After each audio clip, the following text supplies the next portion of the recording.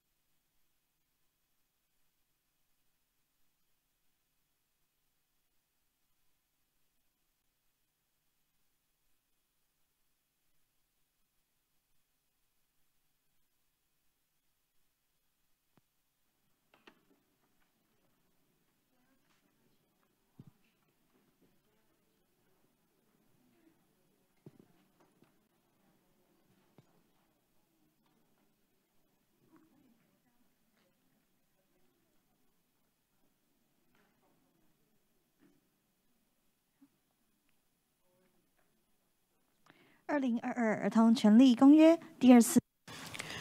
Ladies and gentlemen, welcome back to the review meeting. We'll cover Chapter 8 to Chapter 10 today. A round of questions will be given and followed by a round of answers. Please raise your hand if you're about to speak so our staff can give you the mic. Throughout the session, interpreting will be provided.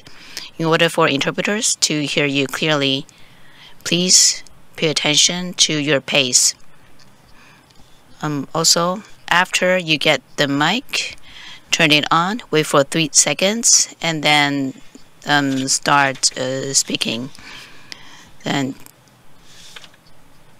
there are many government delegates, Minister Ling and Madame Ling from Ministry of Health and Welfare, and Deputy Minister Tsai from MOJ, Deputy Minister Tsai from MOE, Without further ado, we will start this session. The discussions.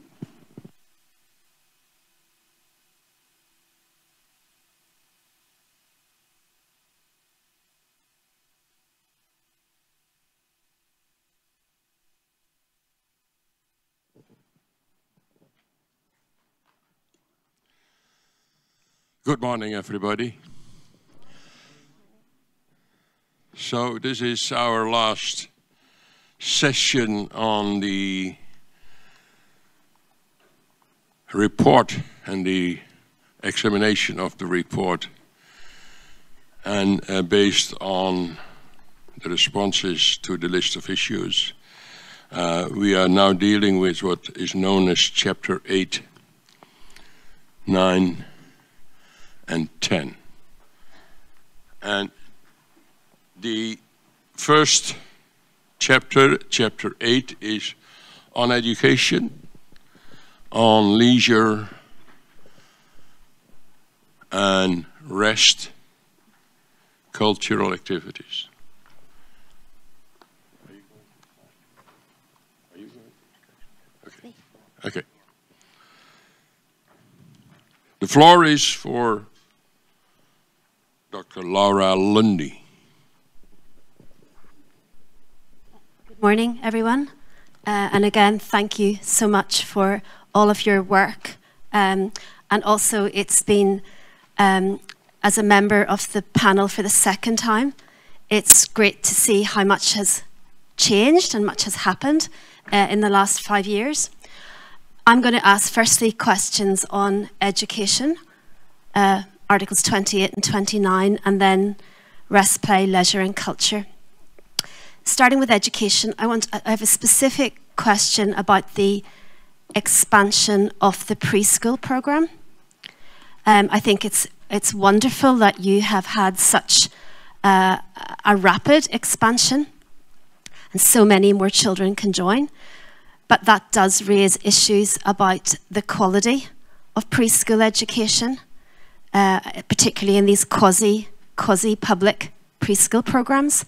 So my question is, what are you doing to ensure that children have properly trained preschool teachers and are being educated in an environment that is safe for them and encourages play?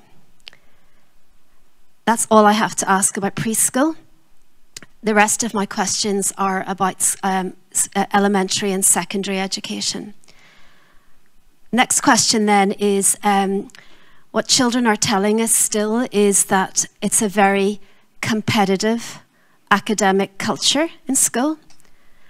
We note that you have introduced Curriculum 19 and that there is an effort to ensure that there is an emphasis on a more holistic education for children. However, what children are telling us is that in practice, many schools ignore Curriculum 19 and they put subjects like mathematics and Chinese into the other classes, and that the final period, Class 8, is also often used for academic subjects and not as intended. My question then is about inspection and what is done to ensure, what are your processes? Children tell us that what's happening when inspectors come is there is notice, and teachers tell them to act as if it is normal, that they change it for the day. So the inspection process, and in the inspection process, how do they engage confidentially with children? Big issue then, of course, and I mean, this is not new to you or Taiwan, but it's the impact of the national examination. And again, it seems to be that even if you change your curriculum and your teacher training, everything works towards children and the national examination. And I know that you have reviewed this many times, but it does seem, there's an English phrase, that the tail is wagging the dog. the tail is wagging the dog, and the national examination is impacting all the way down your education system and causing a lot of stress. So what are the plans? What is happening on that? Next issue was raised yesterday, and it's about children feeling that they are safe in school from abuse. And again, many children have raised issues about physical abuse, but others particularly about psychological abuse. And I want to know, I know there's a general prohibition. We discussed it yesterday. I want to know if there's something specific in law, in education for teachers, and whether it defines psychological abuse to include verbal abuse. Many children report being verbally abused by their teachers, and that causes a lot of harm. Also related to that is the issue about disciplining teachers who abuse pupils. Are there statistics on the number of teachers who have been disciplined for abuse, have been dismissed for abuse, and what counts perhaps as a gross misconduct? It feels any teacher who abuses a child should not be a teacher. I'm interested in private schools. If someone can tell me how the private schools are regulated. What is the inspection? Is the inspection process the same or different for private schools? And then finally, I'm not going to say a lot on students with special educational needs, because I know that was covered in detail by the CRPD committee. But my question there is about resources and the budget for special education. And if someone can explain what is happening with that, and is it being increased in line with the increased demand and needs of children with special educational needs? Moving to rest, play, leisure and culture. When we spoke to children, there was a very strong sense about not enjoying the right to rest and play and culture. Children said to us, we are exhausted. We are exhausted. And that, that is an incredibly worrying thing if your children are exhausted. One of the things that they pointed out was the cram schools. And of course they are private. They're not part of public provision. But they are still the government's responsibility to ensure that children enjoy the right to rest. So the question is, to what extent can and do you regulate the cram schools? The next question then, it relates to the issue I raised yesterday about traffic accidents and also play. And I was curious, there is a movement for involving children in designing child-friendly spaces, child-friendly cities. And I want to know if you have supported, as a government, anything like that, where children are involved in designing your spaces, your cities, your towns, your villages, your play. And my final question is on culture and language. And in this, I note that you have done a lot to encourage or enable children to learn indigenous languages and minority languages. There's a lot has happened. However, the number of children who are taking, for instance, examinations in indigenous or minority languages is very low. And we were told that children themselves may feel there is a stigma, indigenous children, in taking advantage of some of the things that you've put in place. And I wonder, have you undertaken any research or consultation with indigenous children themselves to design the types of education and other cultural supports that they want and need? Those are my questions. Thank you.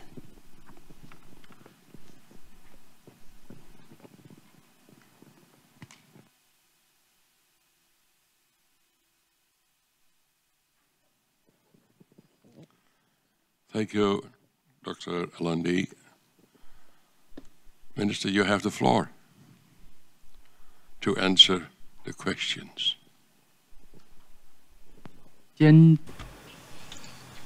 Okay, let's discuss preschools. MOE, please.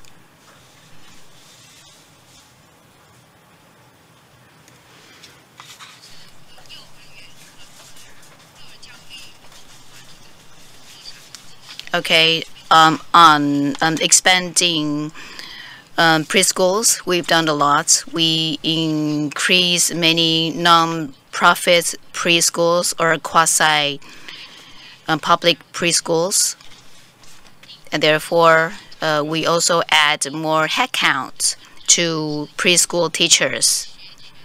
They have to have the preschool teacher's qualification so that they can serve in preschools. So I think qualification is not an issue here. Second, MOE subsidizes these preschool teachers by providing them with training so that they have the competency so that they can continuously receive the most updated knowledge and training. There is also training on CRC. So such training is included in the development plan for preschool teachers. Okay, should I continue? Okay, moving on to the new curriculum, the 2019 curriculum. Can I follow up on the preschool? Can you tell me what the ratio of teacher to pupil is in preschool? What is the ratio of one child in preschool to teachers? Or, sorry, one teacher to children? The ratio is 1 to 15 now. What are the age of the children in 1 to 15? In preschool, what are the ages of children? 2岁到6岁 From 2 years old to 6 years old. 还2岁专 Oh, there's 1 to 8, 1 teacher to 8 students for young students who are between 2 to 3 years old. If it's class for 2 to 3 years old, then the ratio is 1 to 8, a teacher to 8 students. Is that okay now? Oh, okay, I'll move on. Now, when the new curriculum is in place, some students still feel there is too much academic pressure. In this regard, MOE in its policies in promoting its policies toward teachers expect that education in schools can allow students the opportunity to explore themselves, to be the best version of themselves. In 2020, the next year after the new curriculum was in place, we use official letter to notify high schools that when they evaluate students' performance and when the school performance is evaluated, and the schools should recognize different kinds of performance in order to realize the spirits of the new curriculum. 强调 In addition, we have been emphasizing that each student is different. Education should aim to respect the individuality of different students, enabling them to go for self-fulfillment. We also encourage students to pursue different performances in a wide range of fields. In other words, the academic performance of the students as well as the performance of the schools should not be based on the results of written tests by the students. We do not want to equate students' performance or success with the grades they get in tests. So we have organized a number of workshops, seminars to emphasize that efforts must be made to recognize and acknowledge the diverse attainments of our students so that we can respect the students' willingness to learn different things. And we have shared successful stories with the media so as to educate more parents. For example, this year, a high school graduate chose not to take the college entrance examination. Rather, she chose to attend a seafarer's certification exam. So now she's a certified seafarer. By sharing the story, we would like to help more people see that the girl now can go out and see the world. And it's a very different path for young people. So that aims to encourage young people to pursue their interests and dreams. We know that culture and society will not change overnight, but the government is definitely making efforts to disseminate the information. As for the teaching activities in schools, in other words, some schools may use the art and craft or sports classes or PE classes to teach Chinese or math. This is definitely in violation of the MOE's policy to normalize teaching activities in schools.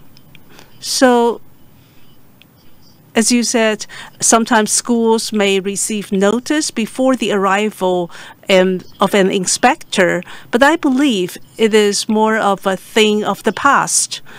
This year, the MOE has made some improvement in this area,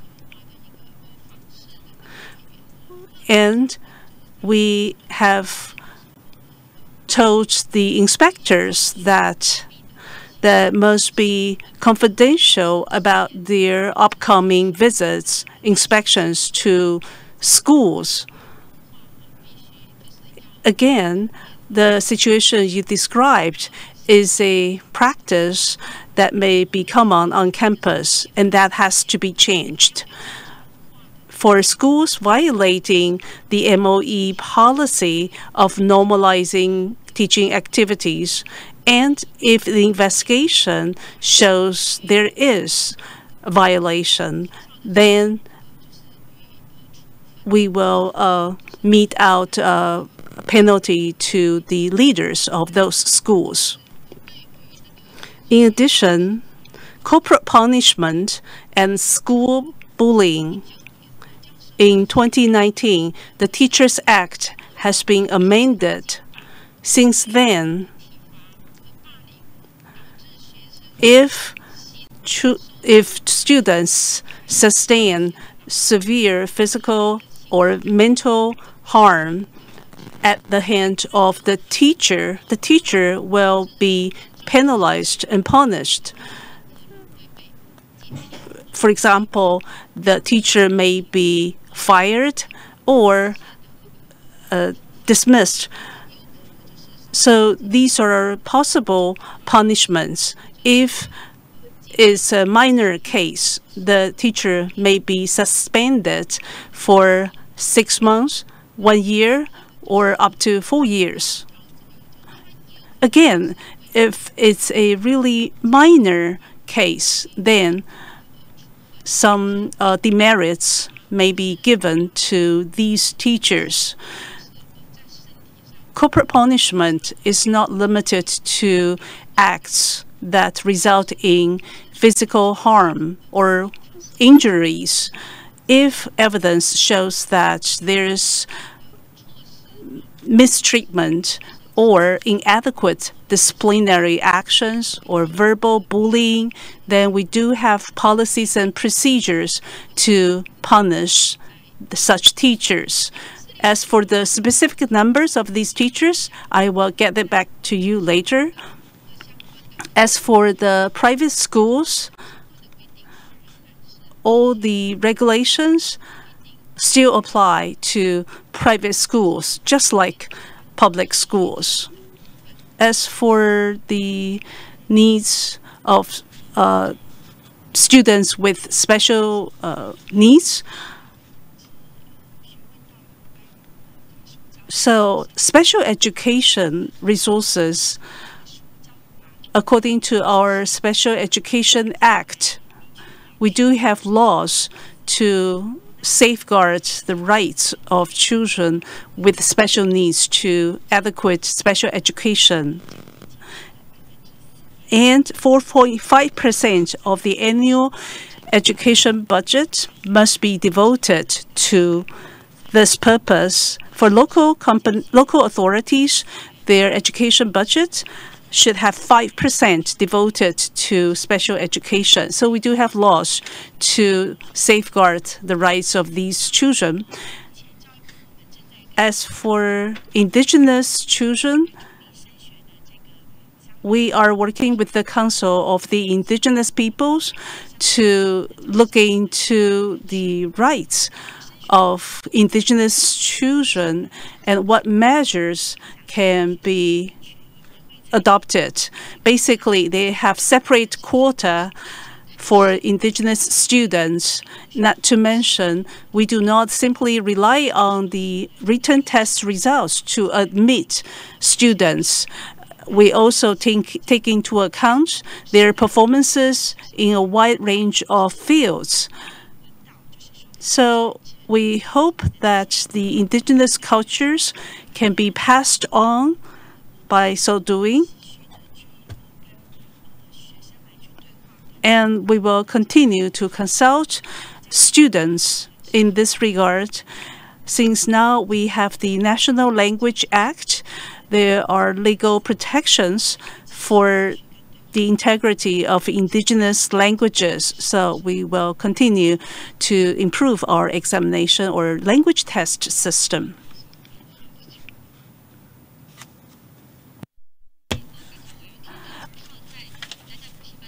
On the long hours young children spend in cramped schools, I think this is an indication of parents' high expectations.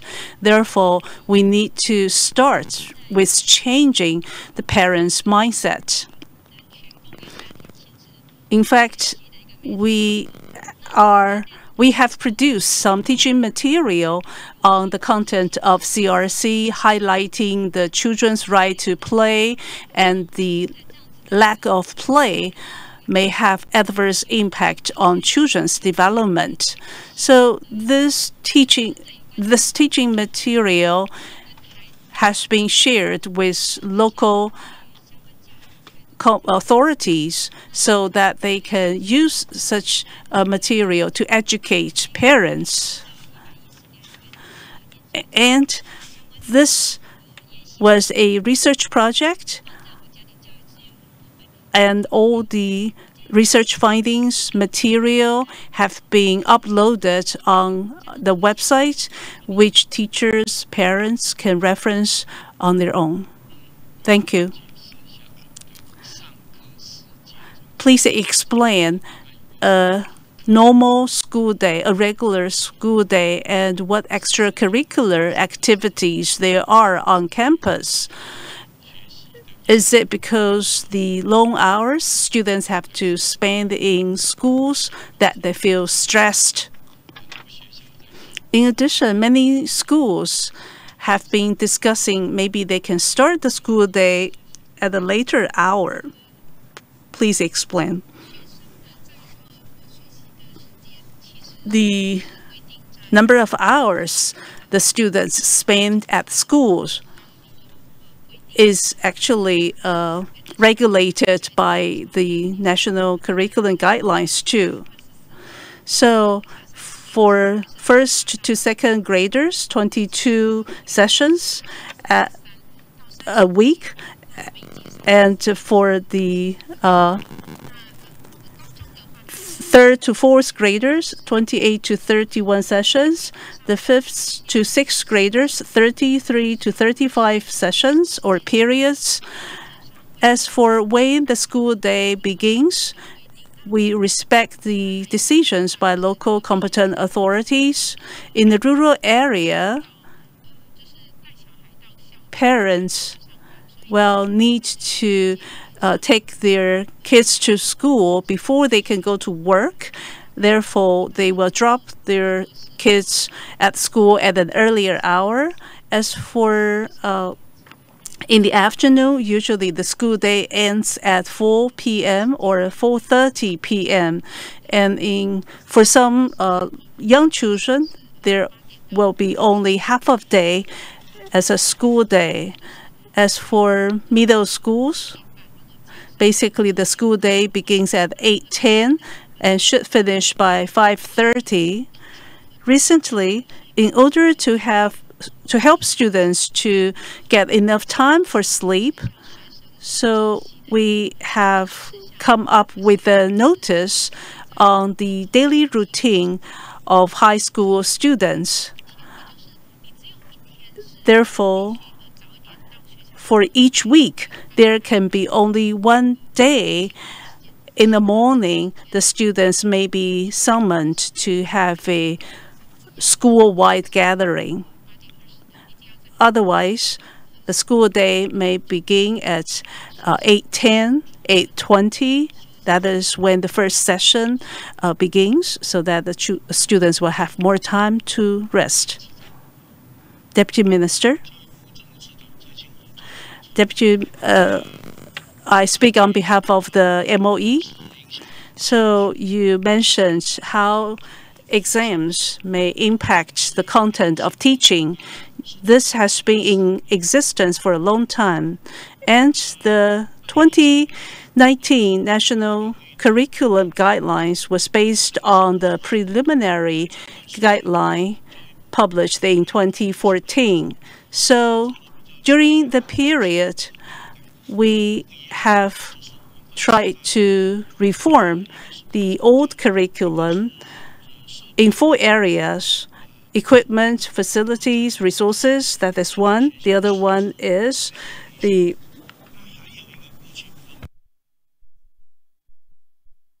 curriculum content and teaching instruction.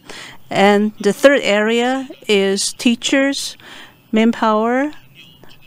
And the fourth one, basically, we know that the new curriculum focuses on whole person education, but we know that the exam and test rules must be changed as well. Otherwise, the instruction and pedagogy in the classroom will not change. So for senior high school entrance examination as well as college entrance examination, we emphasize that the design of the test must be in line with the curriculum content.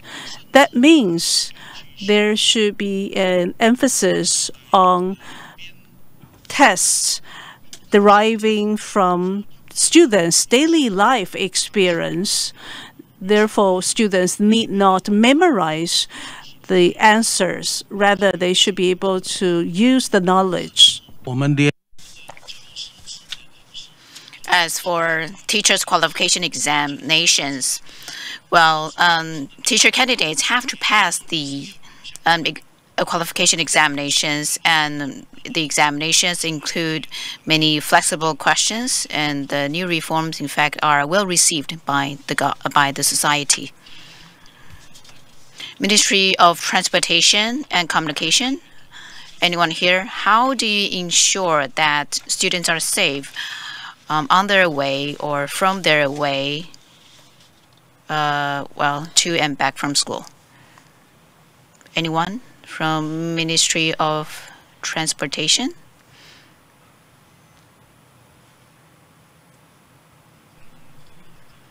Okay, we will reach them later after this session and ask them to provide written information.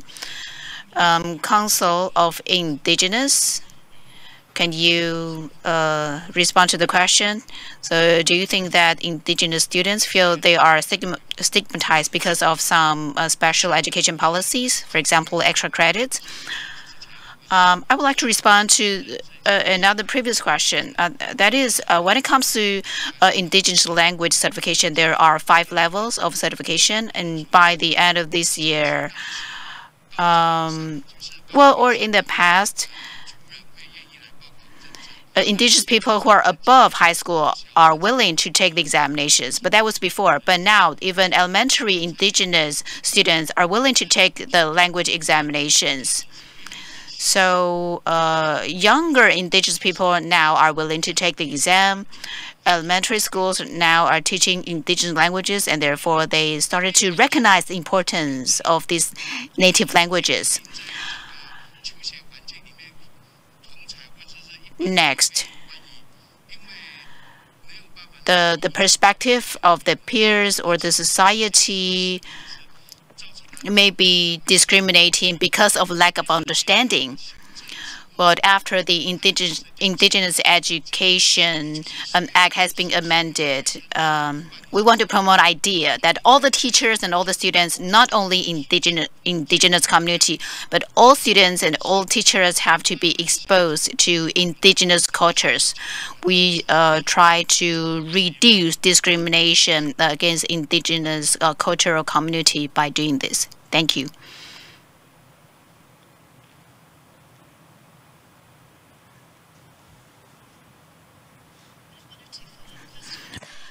One is on the special education budget is estimated in local authority at 5%. And I'm wondering, what is your estimate of the number of children with special educational needs as a percentage of the school population? Yeah. So how many children do you think have special educational needs as a percentage? And then the other question I think I haven't got an answer to is about children's involvement in planning, urban planning and design in cities. It relates to yesterday and children's right to be heard.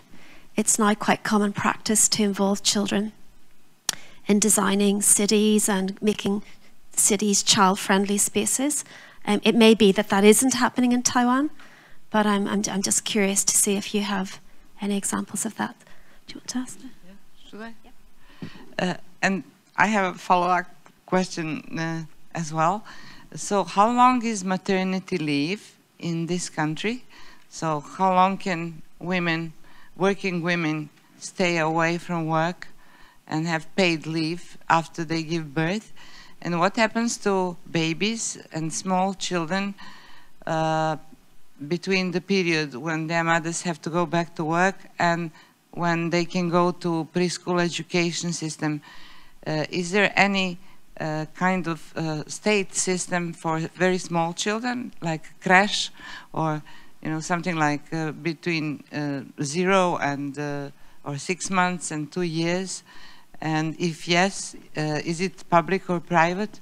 And how many nurses or teachers per such small children? Thank you.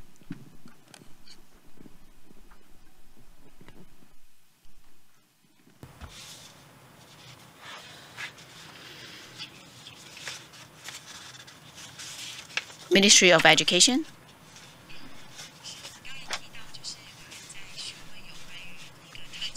Right, you asked about the ratio of students with special needs. According to our stats, throughout Taiwan, I think there are about 110 to 120,000 students who have special needs. We are asking our colleagues to clarify whether this is the accurate number. We will submit you with more detailed numbers. Thank you.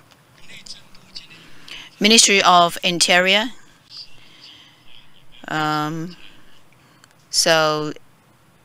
Do you invite children to participate in urban planning? Anyone from MOI?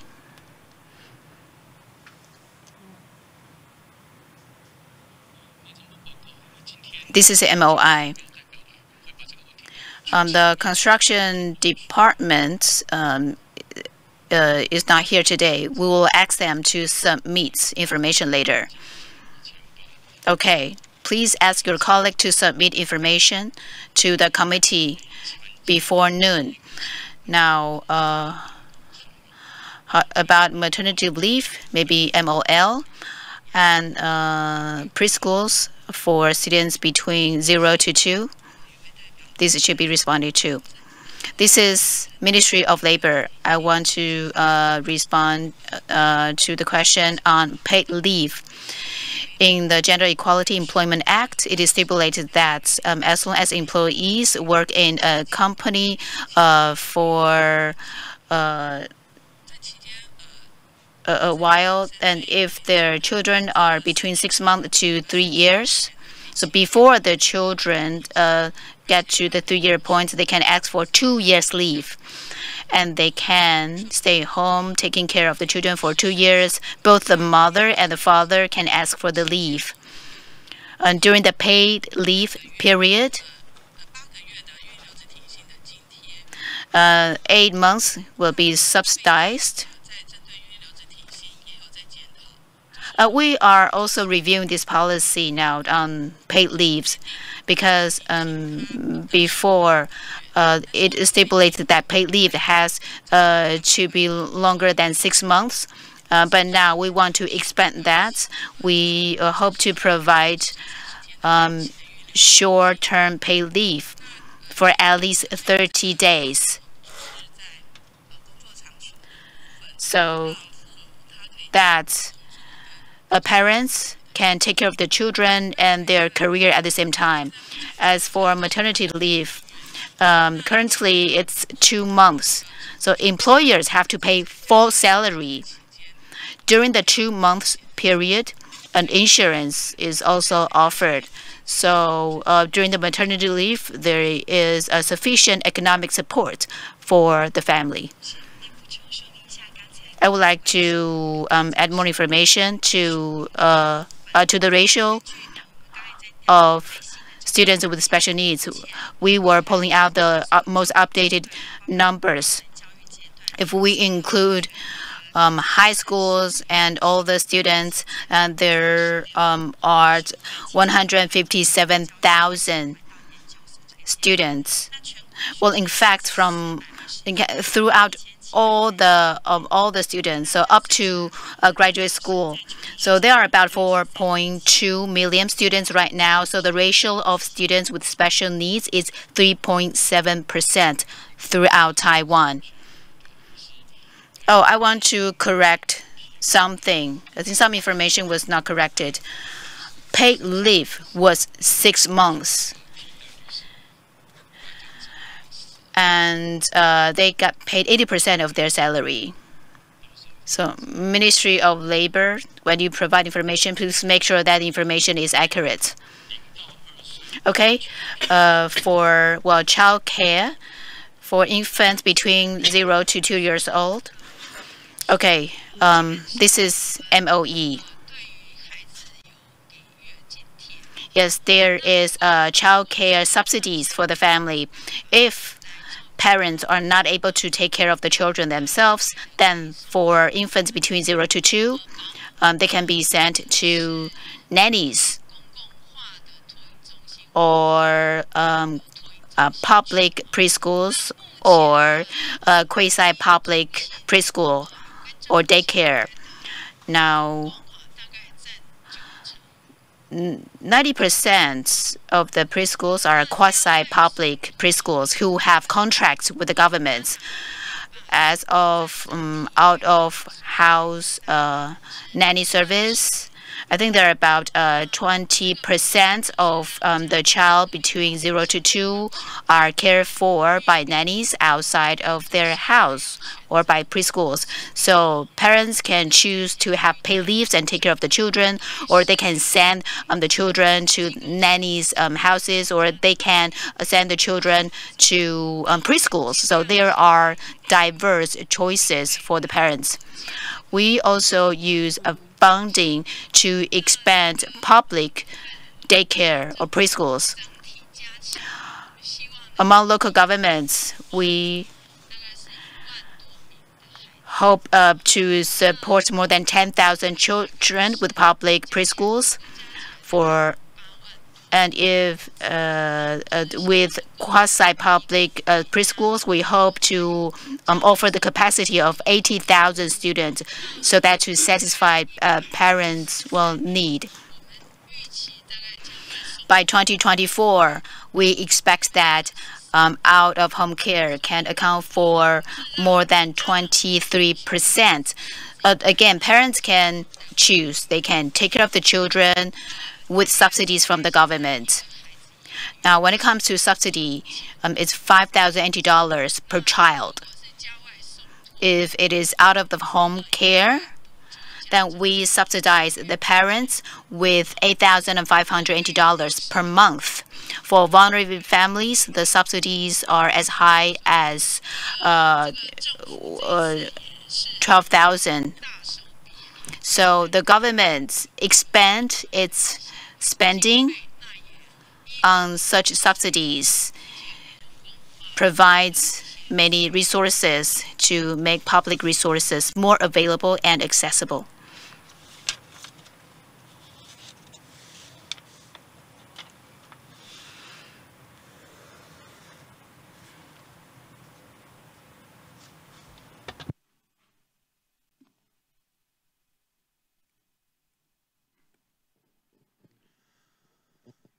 Well, that was really a very informative number of answers. Thank you very much for all the information. Really impressive, and for the committee also very helpful in considering the recommendations in the concluding observations. We move to the next chapter. That is the chapter 9, and it currently, traditionally, it has the heading Special Protective Measures. There is a variety of issues that is covered by that heading, and we will start with Dr. Cantwell, who is raising issues on children in emergency situations, and he has the floor.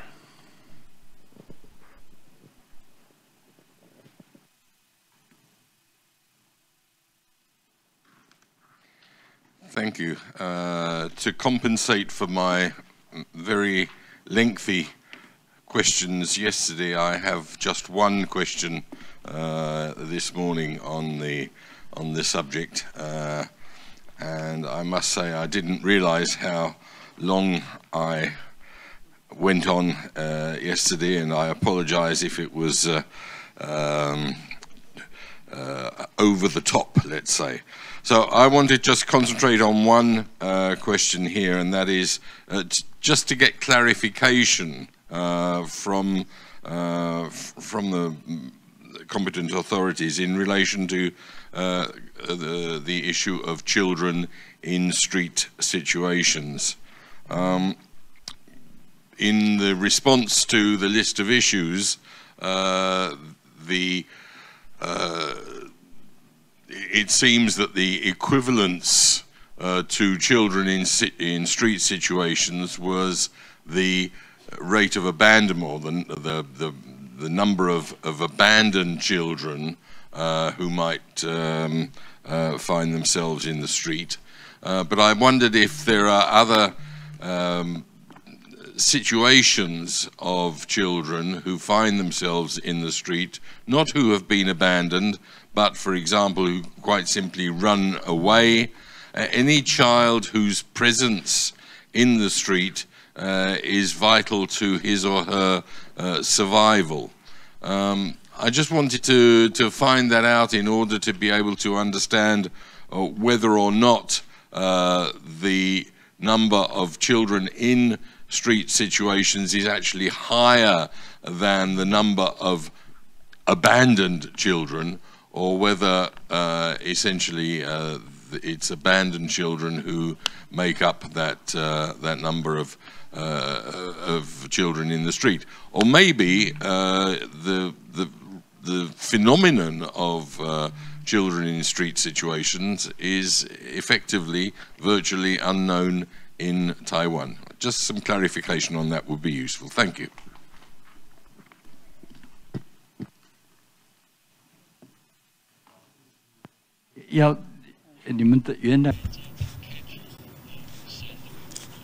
So your response on page 253 seems to mix abandoned children with street children. So please clarify. Thank you. Street-connected children, well, I think there may be children who run away from home. Maybe it's because of the stress at school, or maybe they have conflicts with their parents, or they have some interpersonal issues. As a result, they decide to run away from home. And every year, about 6,000 children's parents reported to the police about their children running away, and about 90% of them were found and returned home. But of course, returning home is one thing. They tend to run away again. Therefore, we have begun to examine to provide more parenting education for these families. For example, social workers go to these families to educate their parents, to explain and explore why their children ran away. So starting this year, we will focus on working with parents with children who run away from home. And also in the Child and Youth Act is going to be amended so that this effort will be covered by the amended law. As a result, more counseling services will be made available to parents and children. In Taiwan, homeless people rarely bring along their children with them to the street. If we find such homeless people with children, local authorities, police officers will intervene right away, providing help, helping them to access needed help. Of course, aside from runaway children, there are also children who may be pushed away. We have 6,000 cases every year, and the police will be involved to help locate children. After that, social services will be provided. So for push-away children, they tend to stay with their friends. And the family that receive such runaway or push-away children have the obligation to provide help and report to the authorities. So the runaway or push-away children are a rare sight on Taiwan's street. the homeless individuals or homeless families in Taiwan, I would say the number is very low. Mostly, you may find them in the Taipei railway station or in some old towns, or in some large parks near the city government or the railway station. But I would say we have fewer homeless people in Taiwan. Thank you.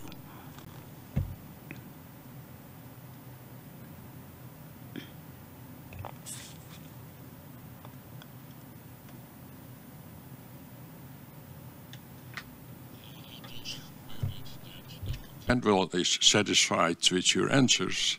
So we move to the next part of the chapter on child protective special measures for child protection. And I'll will raise questions on parts of that chapter on special protection measures. I'll start with economic exploitation, also known as child labor, commonly. The rule is clear and is in line with the international standards. There is no employment of children below the age of 15, but there are exceptions for different age categories.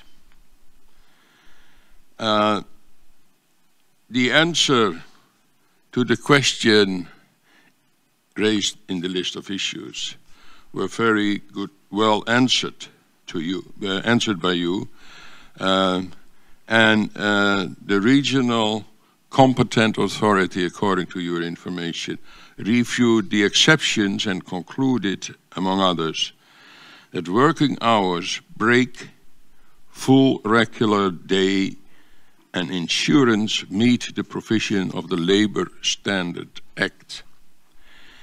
And these provisions apparently also apply for children below the age of 15, who can be hired by, among others, advertising companies or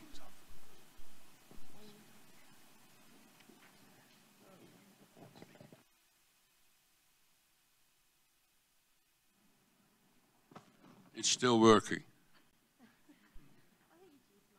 You know my microphone. It has some special features of inactivities. So we continue.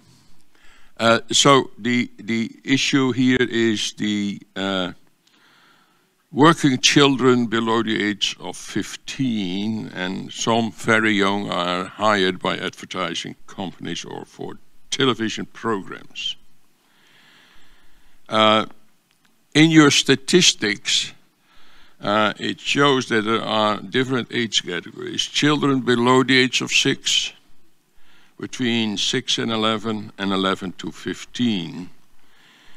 And my assumption is, and I'd like to know whether that is correct, that the rules that apply for working children age 15 and older, the working hours, the break, the regular day that they are off, and insurance, that is also applicable to those age categories.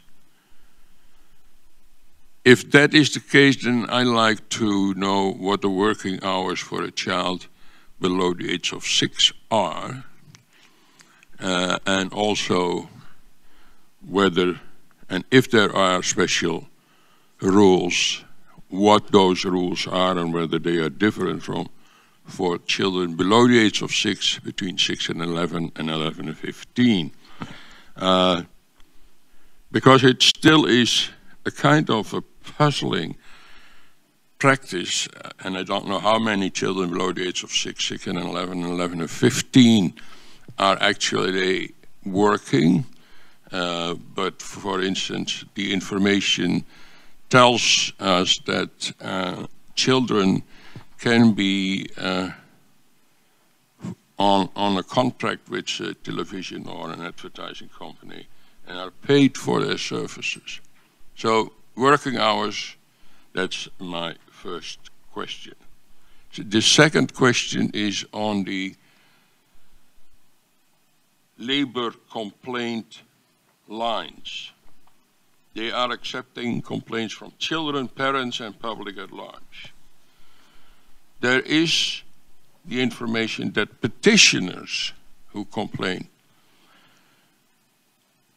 refuse sometimes or often to give personal data, which means there are no statistical data available on the use of the complaint lines for labor. But does that mean that the complaints are not dealt with?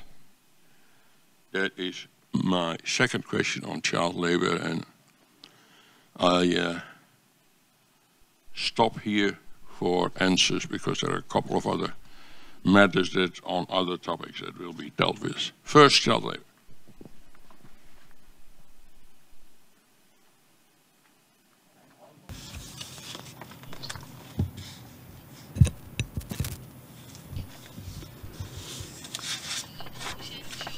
The Ministry of Labor speaking of regulations involving child labor. According to Labor Standards Act, there's one chapter on child labor. Children aged above 15 will the Labor Standards Act will apply. And according to the CRC, minors are those under the age of 18. So for children aged between 15 to 18, according to our standards, Labor Standards Act, for those who are under age of 18, the employer must get consent from the minor's guardian or parents. But there's no distinction further among those under 6 to 11, or 12 to 15. Therefore, paragraph 178 in our response. So basically, the local or regional authority will have to review, making sure that there's no physical or mental harm to the child labor after checking all the working hours, insurance, rest time, etc. As for child performers, for example, shooting advertisements or performing in drama TV programs. In this regard, if a third party secures the child actor's service, yet the provision I just described still applies.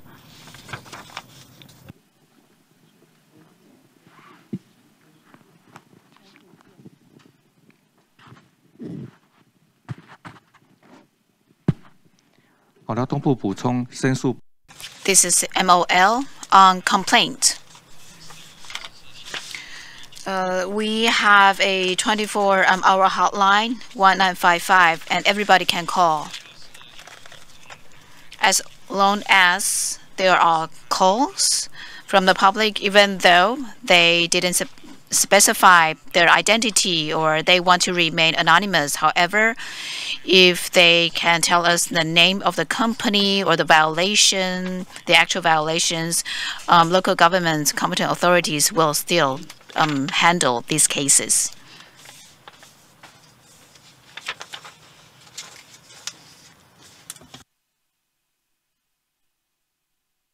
Thank you very much for the answers. I still am wondering about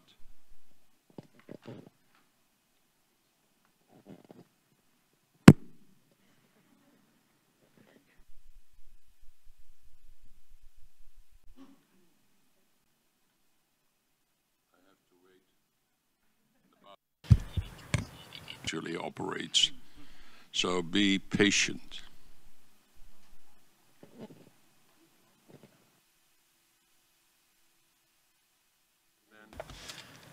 It's working. We can hear you. 好，要等，再等3秒钟，对吗？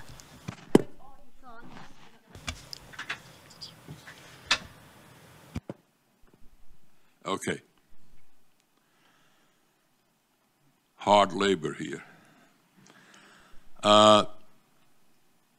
The categories below 15 still puzzles me. If I understood the answer correctly, it is de facto left to the local authorities and sometimes to a third party that is contracting the child, I assume with the permission of the parents, to participate in, let's say, a TV program.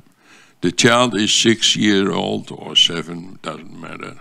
The TV program starts at 9 o'clock in the evening and lasts till 11. Who is intervention here? Local authority tells the program that is not allowed. Then I'm the program maker and said, well, on the basis of what is that not allowed? Do you have a national piece of legislation that makes it impossible to allow between 9 and 11 a child of 7 in a TV program, live? So the question still is, how much is there a control, and who is actually responsible for that control of children below the age of 15 who apparently, according to the statistics, do work and various types of work. And it's therefore, if you allow that particular category below the age of 15 to undertake what is work activity, then I expect to have a very well elaborated and effective system to control that those children are not deprived of education, that work is not harmful. I recommend the reading of Article 32 of the CRC. So, is my conclusion correct that there is, in my view, according to the answers, a problem that children below the age of 15 work, and that it is not clear? Because if the local authority is the one who has to make sure that the work is not harmful for children, then there are many local authorities, and you can have very different kind of views or approaches for children below the age of 15. So, if my assumption is correct,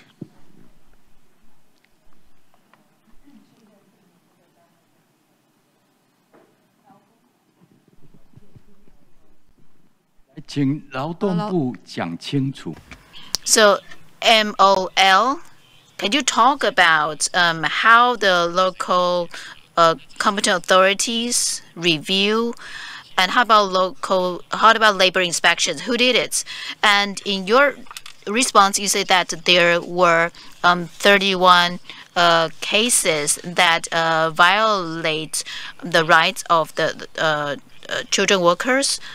What kind of cases are these? Would you please elaborate? This is MOL. Let us explain the Labor Standards Act. So children workers must not work between 8 p.m. and 6 a.m. If employers ask children to work during the evening, they will be sentenced to no more than 6 months. As for complaints, I will ask the Occupational Safety Department to provide answers. Labor inspection. From 2019 to 2021, According to our stats, there were 31 cases that violate children workers' rights. And the articles that were violated are that, well, there are 5 cases where they employ children under 15 years old. And there were 14 cases when workers are under 15 years old and the employer didn't obtain the consent. And there are 6 cases without parent consent. There is 1 case about overtime working. There are 5 cases in which children work after 8 p.m. In Labor Standards Act, the violations are criminal cases, so all the violators will be sent for criminal proceedings.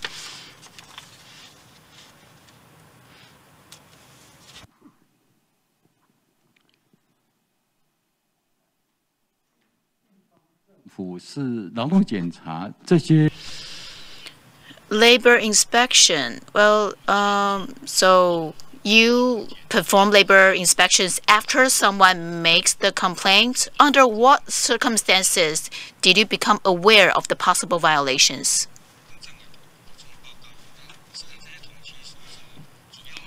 These stats are primarily from complaints. But sometimes we go to inspect places where teenagers tend to work. For example, convenience stores. We would take the initiative to inspect those places. Okay. Thank you very much for the answers on this particular issue on in the field of child labor and the labor standards and children below 15. I'm moving to the next item in this particular chapter, and that is drug abuse. I very much appreciate, and I think it's a very positive fact, that children and young persons using drugs are not treated as criminals, but as children at risk, and are provide school guidance, and children dropping out from school are provided with follow-up assistance by social departments. But in the response on the list of issues, there is a piece of information stating if the juveniles have drug addiction, the juvenile court can decide to treat them as juvenile protection or juvenile criminal cases. So it suggests that drug users,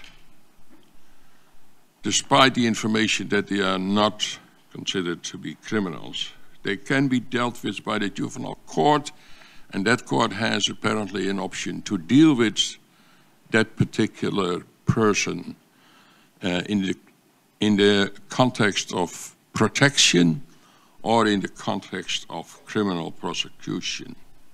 So my first question is, please clarify what this means.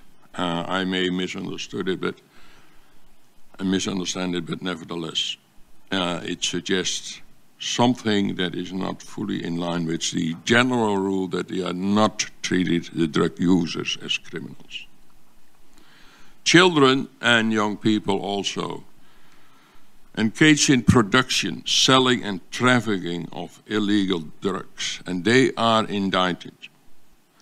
According to the statistics provided in the responses to the list of issues, between 2016 and 2021, there were 1,035 adjudicated by the juvenile court.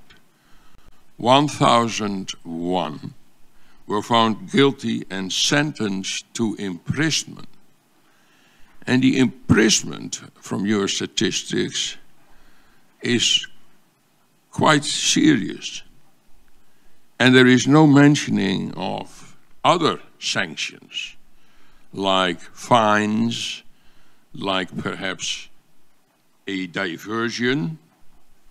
And the question arises whether this particular practice dealing with young people selling, producing drugs, whether that is sufficiently in line with Article 37 that requires from state parties to use the deprivation of liberty as a matter of last resort. So, question, why are those indicted young drug producers, sellers, only punished by imprisonment?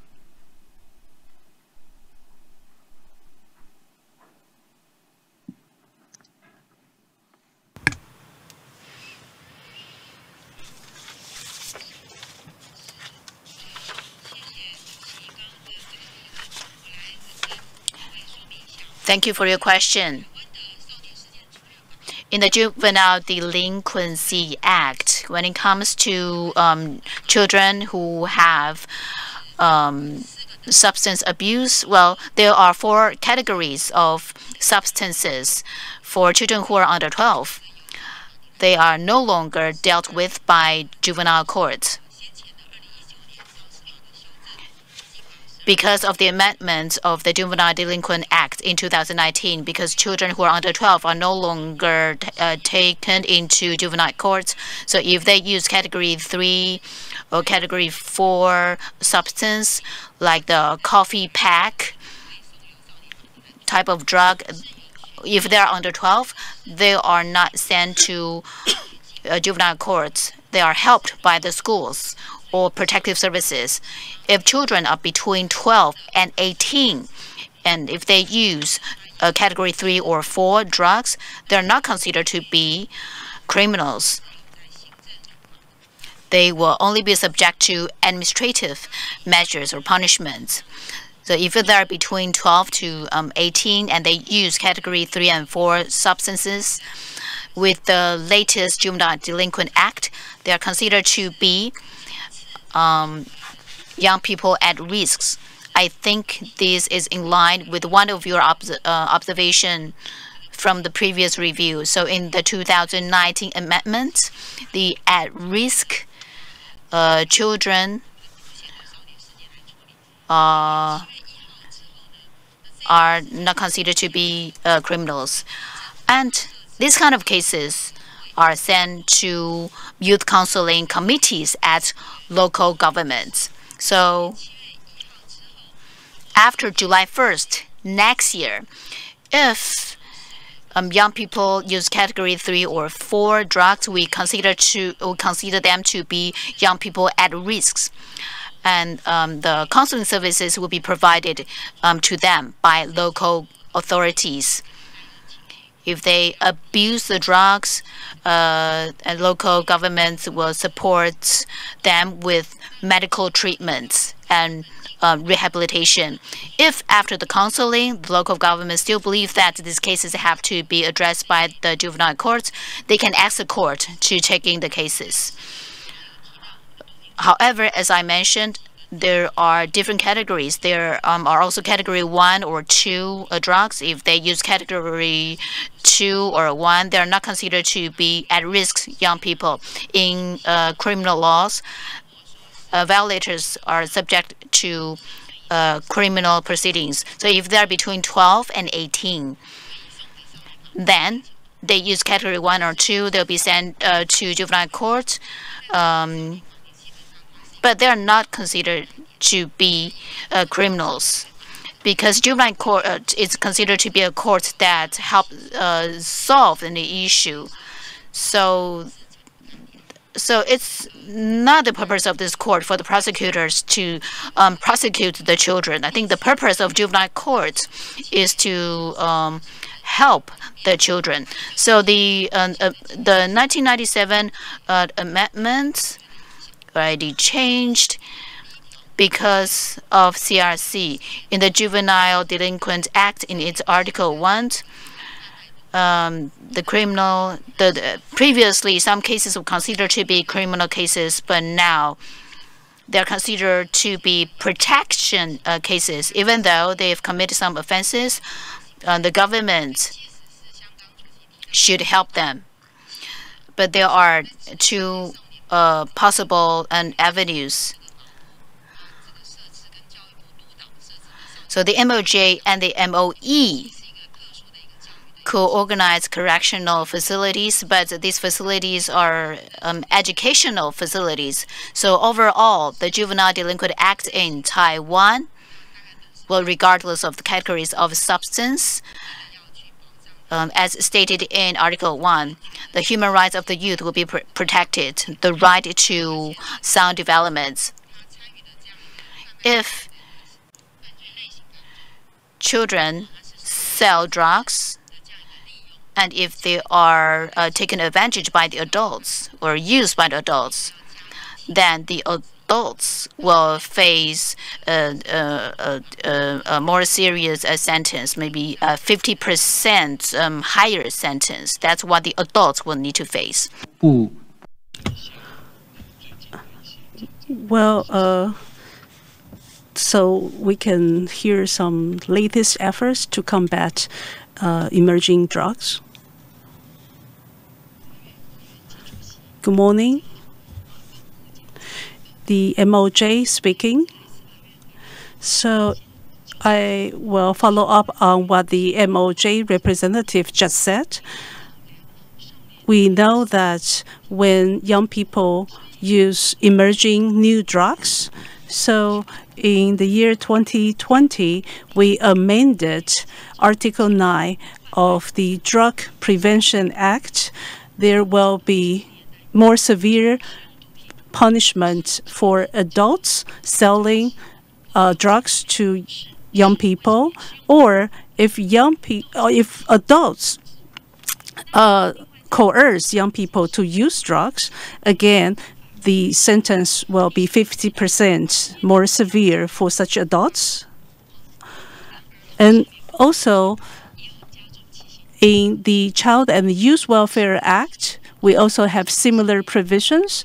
If any adults coerce, help young people to use drugs or sell drugs, their sentence will be aggravated as well. Now, in the second phase of our anti-drug campaign, we would like to reduce the supply of drugs and the demand for drugs, as well as reducing the harm caused by drugs. Therefore, we try to intercept the sale of drugs at the source. For juveniles, we try to get to the root cause of the problem. Therefore, we will crack down on the supply of drugs from the source. In terms of combating crime, we also have a more comprehensive drug combat campaign. And for young people, they now use more emerging drugs, and we reinforce border control to prevent the raw material from entering Taiwan to make such emerging drugs. In addition, we have been more efficient in testing the urine of potential drug users. So we try to prevent young people from ever being exposed to emerging drugs. We also noticed that many emerging drugs are sold at certain joints or locations. So we perform more inspections of some internet cafes or karaoke places. We also require operators of these places to report any incidents of drug use on their premises. How about the response from the reform schools? Thank you for the questions. Currently in Taiwan, we have 4 reform schools for juveniles. If a juvenile has been disciplined by the juvenile court, the juvenile will not serve his time in a regular prison. Rather, they will be sent to a reform school. As of the end of last year, we have a total of 4 juvenile reform schools. The principal or all leaders, teachers of the reform schools are all trained teachers.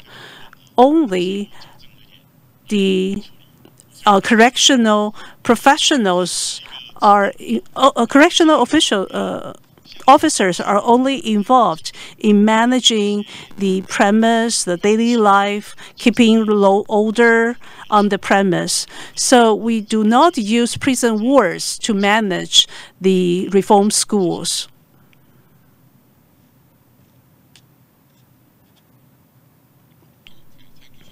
The information mainly on the drug use and your serious efforts to prevent the use of drugs, particularly by young people and children. But the fact is, most likely, like in other countries, selling drugs is a money-making business, with risk, of course, but there are young people who, by lack of other sources of income, are kind of seduced perhaps by adults. They may accomplish to that particular selling activity. But still, in your statistics and on the young people, children who are selling, producing drugs or otherwise involved in the business of drugs without being a drug user, are sent to a serious period of imprisonment. And I haven't seen that imprisonment is executed in the reform school. It is, I hope, not in a regular prison, but perhaps in the juvenile correctional institutions. But is there, and the question is, why in your statistics that's apparently the only punishment for young people that are involved in selling and producing drugs, and that alternatives, diversion, but also perhaps fines, because if those, most of the time, boys are making good money, they may have enough to pay serious fines. And as you know, a punishment that hits your money is most of the time a very serious for the one who gets that. So the question is, any consideration why children selling drugs are sent to imprisonment?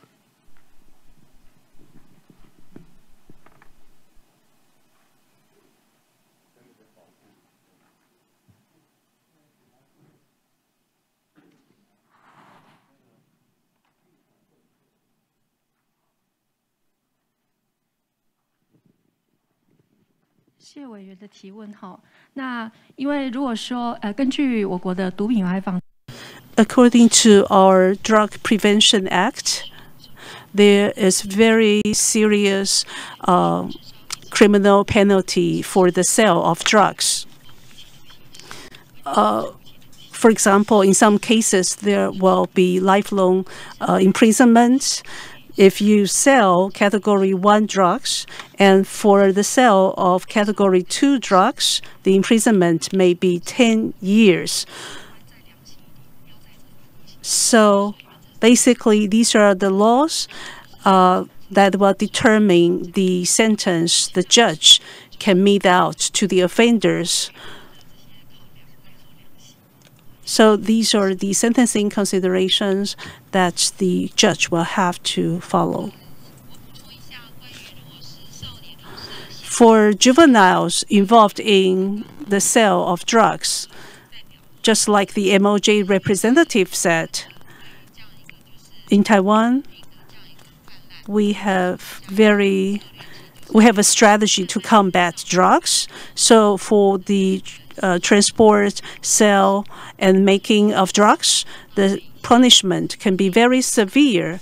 However, for 14 to 18-year-olds involved in these offenses, they may face deprivation of liberty, but no lifelong imprisonment can be imposed upon juveniles. And because they are under the age of 18, they will have at least one-time opportunity to have reduced sentence. And Taiwan is about to formulate its sentencing guidance. When it comes to the sentencing of children, we are going to propose a special guidance as well. We have so-called juvenile investigator that will help the judge to understand what has caused the juvenile to be involved in such offense. For example, is it because of the economic hardship that caused the juvenile to be taken advantage by the organized crime? So in the juvenile court, the judge can ask the juvenile investigator to perform such investigations. In some cases, some juveniles first become addicted to drugs, and there will be no imprisonment of such juveniles who use such substances. For young people using categories 1 or 2 drugs, very few get sentenced. Some young people use these drugs to alleviate their anxiety, and starting 2019, the juvenile court can actually provide diversionary measures for such young people. For example, we have so-called halfway shelters to help these young people with drug addiction to stop using drugs. However, if it's a case of selling drugs, then the juvenile court can rely on the investigator's report to have more lenient sentence for juveniles, because we want to know the social factors, the family factors, schooling factors that contribute to the child's involvement in the sale of drugs. So when determining the sentence, the judge will take into account the investigation findings. But indeed, our criminal code has very severe punishment and penalties for people who sell drugs. Therefore, the juvenile judge can only try to reduce the length of time when the juvenile may be deprived of liberty. Thank you very much. I'm left with the impression that in your efforts to fight the drugs use and production, it looks like, particularly in the area of production and selling and transporting of drugs, which is, of course, the beginning of the possibility of using drugs, that you are very kind of outspoken in your approach, and that it almost looks like the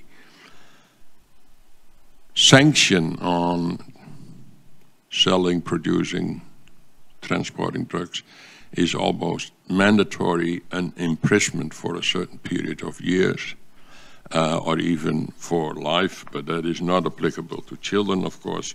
but that may explain why in the statistics those who were arrested for this particular activity were sentenced to a certain period of imprisonment. I'd like to move to another issue, and that is sexual exploitation and abuse. I have a problem of order. As you have seen, the last chapter that we are going to deal with today is chapter 10 on the optional protocols on the sale of child prostitution, child pornography. But there is an article in the Convention, Article 34, that deals with the sexual abuse and sexual exploitation of children. There are a couple of actions that states bodies should take to address that particular problem. There is one question, and I come back to more legislative issues under the optional protocol on the sale of children, child prostitution, child pornography, known as the OPSC. When it comes to the legislative part and your information in your list of your responses to the list of issues that you stated that the government of Taiwan has incorporated the provisions of the OPSC into their national legislation, and I have a number of questions on that one. But first, on Article 34, there is a response, particularly for the victims of sexual exploitation or sexual abuse. They have an emergency placement of 72 hours. Then the competent authority can ask the court for an extension of that placement, and not an emergency placement, but a placement for a period of 3 months maximum. Further extension of that placement is possible for max of 2 years. That placement will be or can be carried out by placement in institutions, foster families, or educational institutions. It is not clear how that placement is regularly assessed in terms of whether that placement is still necessary, justifiable, and whether there are any activities, because you're talking about a victim of child abuse, by third parties, so it's different from the family sexual abuse issue. Is there also, in that particular process of 2 years, an effort to help the child to return to her or his family home and his parents? That's the question. And there is another one, and that is a very special piece of information that I really appreciate on what you do with the perpetrator. There has been a discussion already on the removal or the possibility not to remove the sexual abused child from the home, but the perpetrator.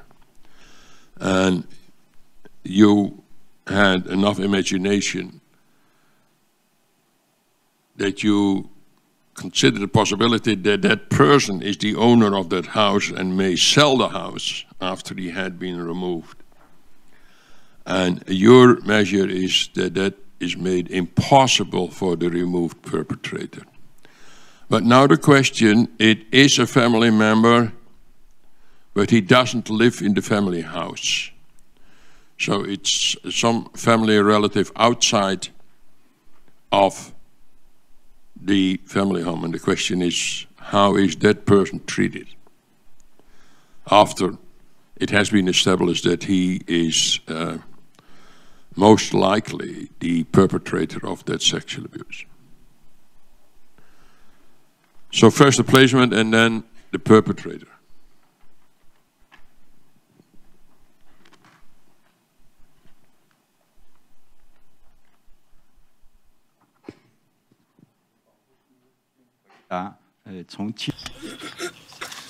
Okay, so 72 hours to 3 months to 2 years. Any assessments?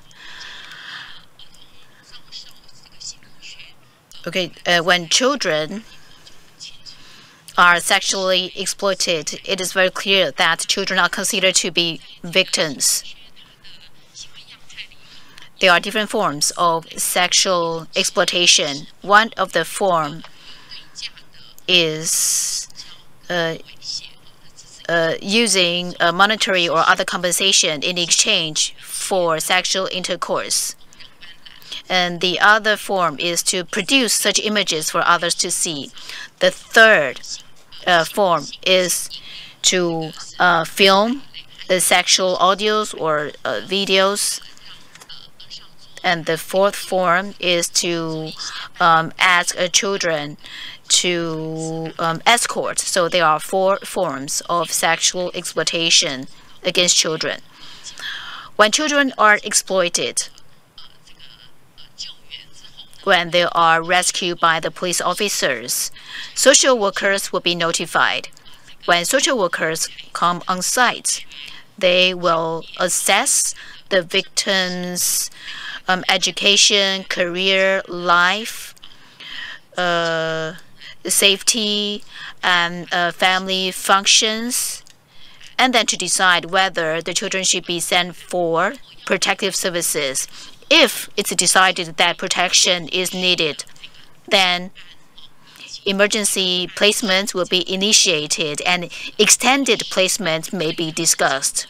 So there was a strict assessment process to assess the causes of sexual exploitation.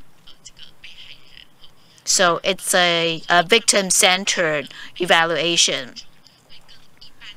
The follow-up assistance for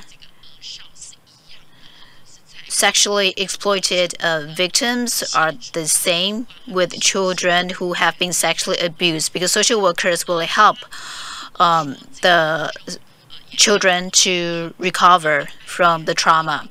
And every 6 months, there is another assessment to decide whether or not the protective placements can be ended and children can return home. In this process, the family also need to go over the treatment to provide better protection for the children. So there is a progressive, or there is a gradual process to help the children return home. And independence program is also provided to the children, which was explained yesterday. So this is how sexual exploitation cases involving children are dealt with. As for ordering the perpetrators to leave the home, well, there are about 8,000 sexual assault cases, including children victims and adult victims. And among these cases, about 13% are violations within the family.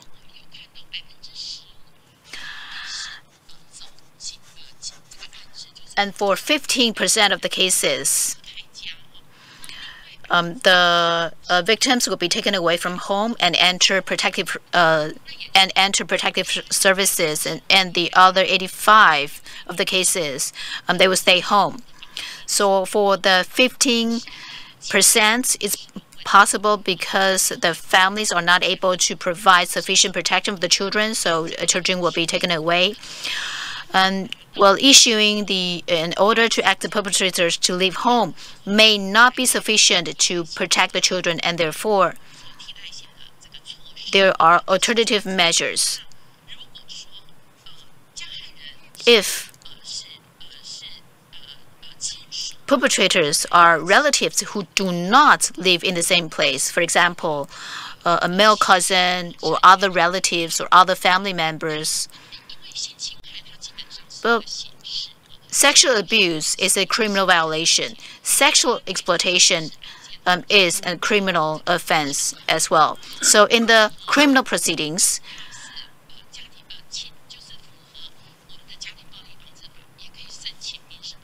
according to our law, we can ask a civil protection order to forbid the perpetrators to come near to the victims. They are forbid to come near the house or the schools or the places where children go to. But in the end, this case will enter criminal proceedings. If there is a finalized verdict, then the perpetrators will be sentenced to imprisonment. So the Prevention of Domestic Violence Act can issue such a protection order to order the perpetrators not to come near to the victim.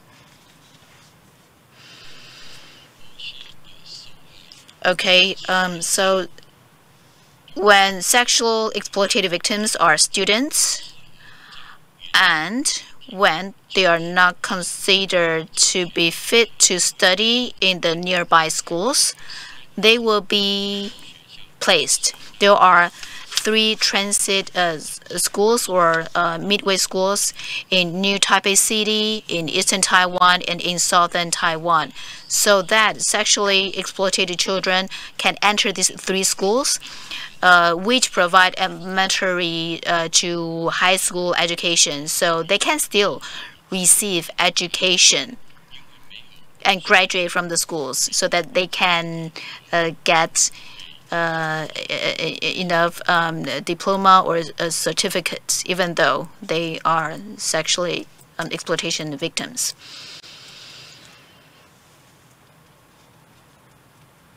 As I said, I will come back to sexual exploitation and sexual abuse under the heading of the optional protocol. And my next number of questions is about children in conflict with the law, or in other terms, the juvenile justice system and practice.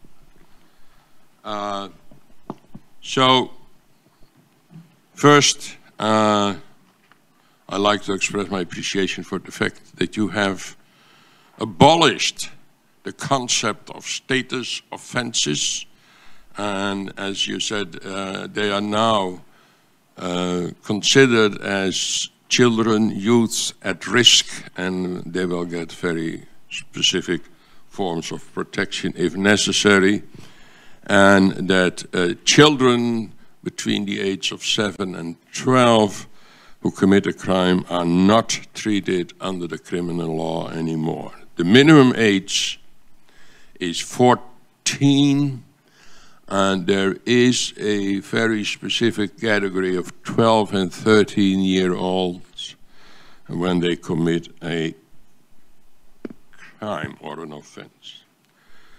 The Juvenile Delinquency Act classifies cases of offenses committed by children between 12 and 18, so I'm now including the category 12 and 13, as juvenile protection measures and as juvenile criminal matters.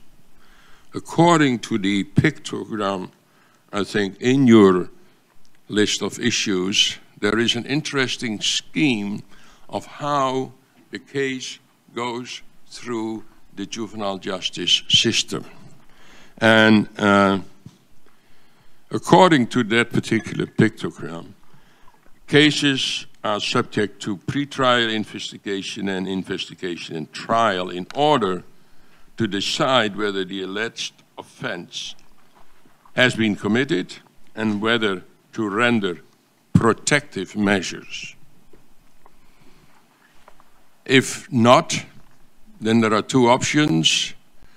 It's a minor offense and the case will be dismissed. That's the decision of the prosecutor.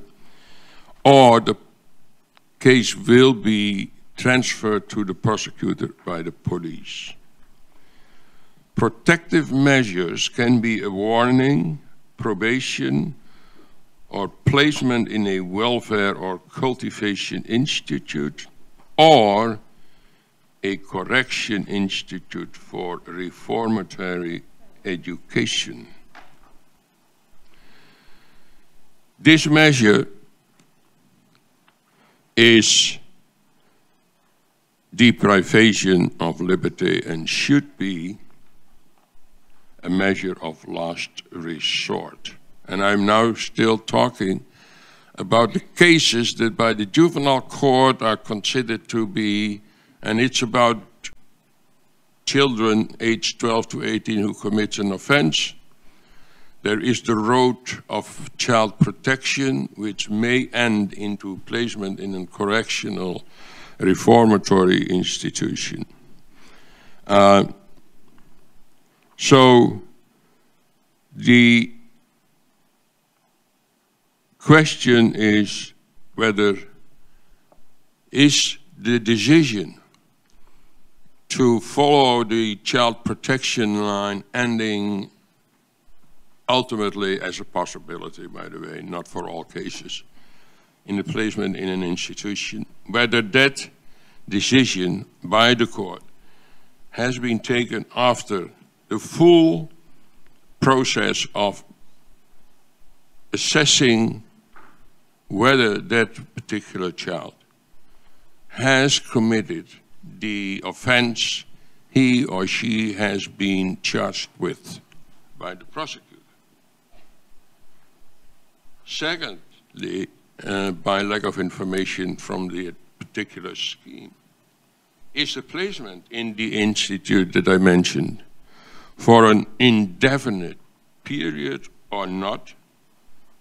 And is there, even if it's not for an indefinite period, is there a regular review of that placement in order to make possible to make that placement as short as it is necessary? So that are the questions. The third is the placement counseling, which can last for 2 years. And I'm not sure about what the placement counseling is different from a regular placement in an institution. And that I need some further clarification on that concept of placement counseling.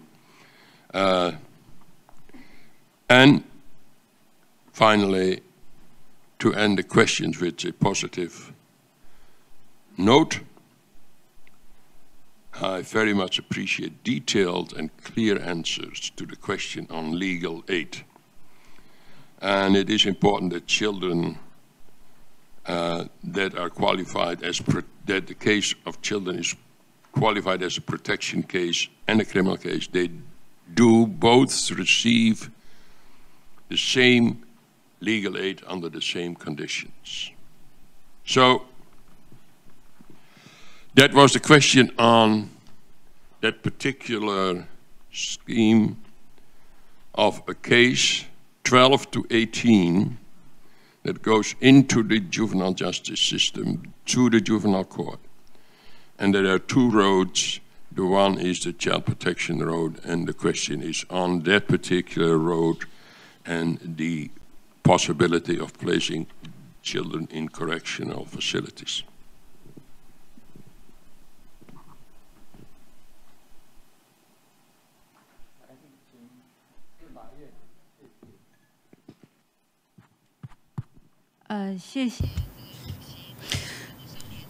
Thank you for the questions in relation to the juvenile justice system.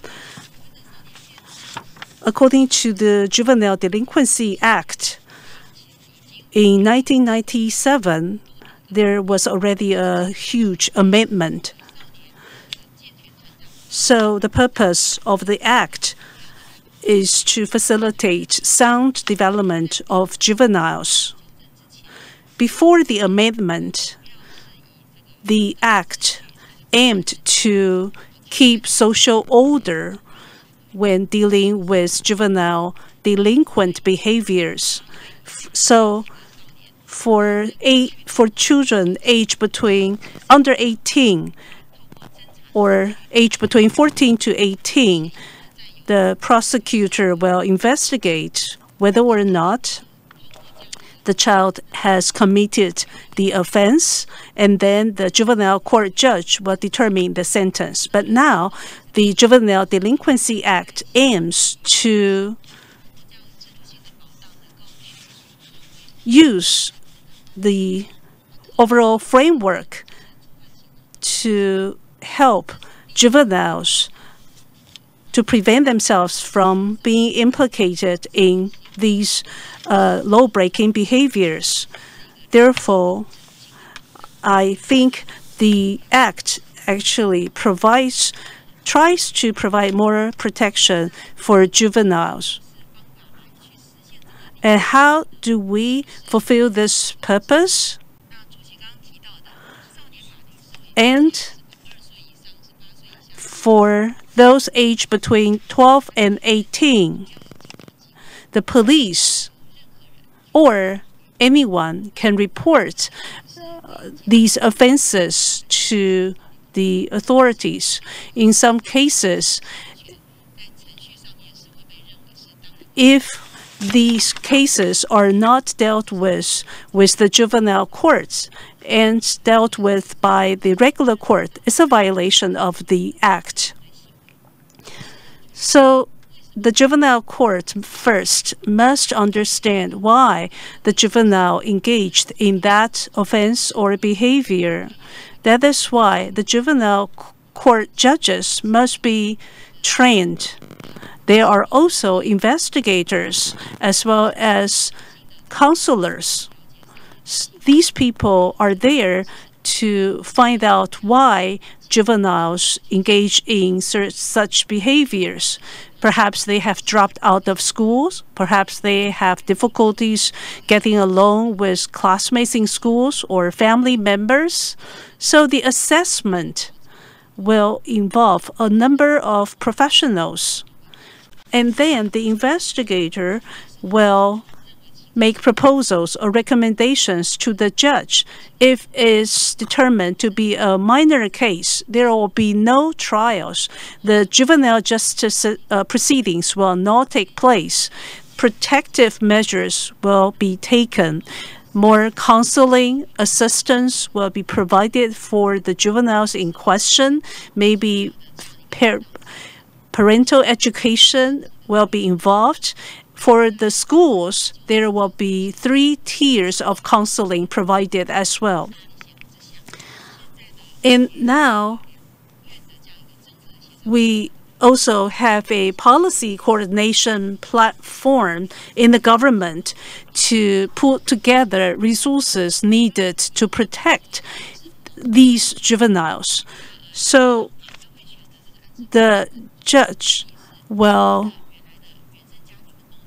assess the family of the juveniles, which may be dysfunctional. For example, if this juvenile is using drugs, abusing drugs, and the investigator performs some family visit, it turns out all his family members are using the same drug.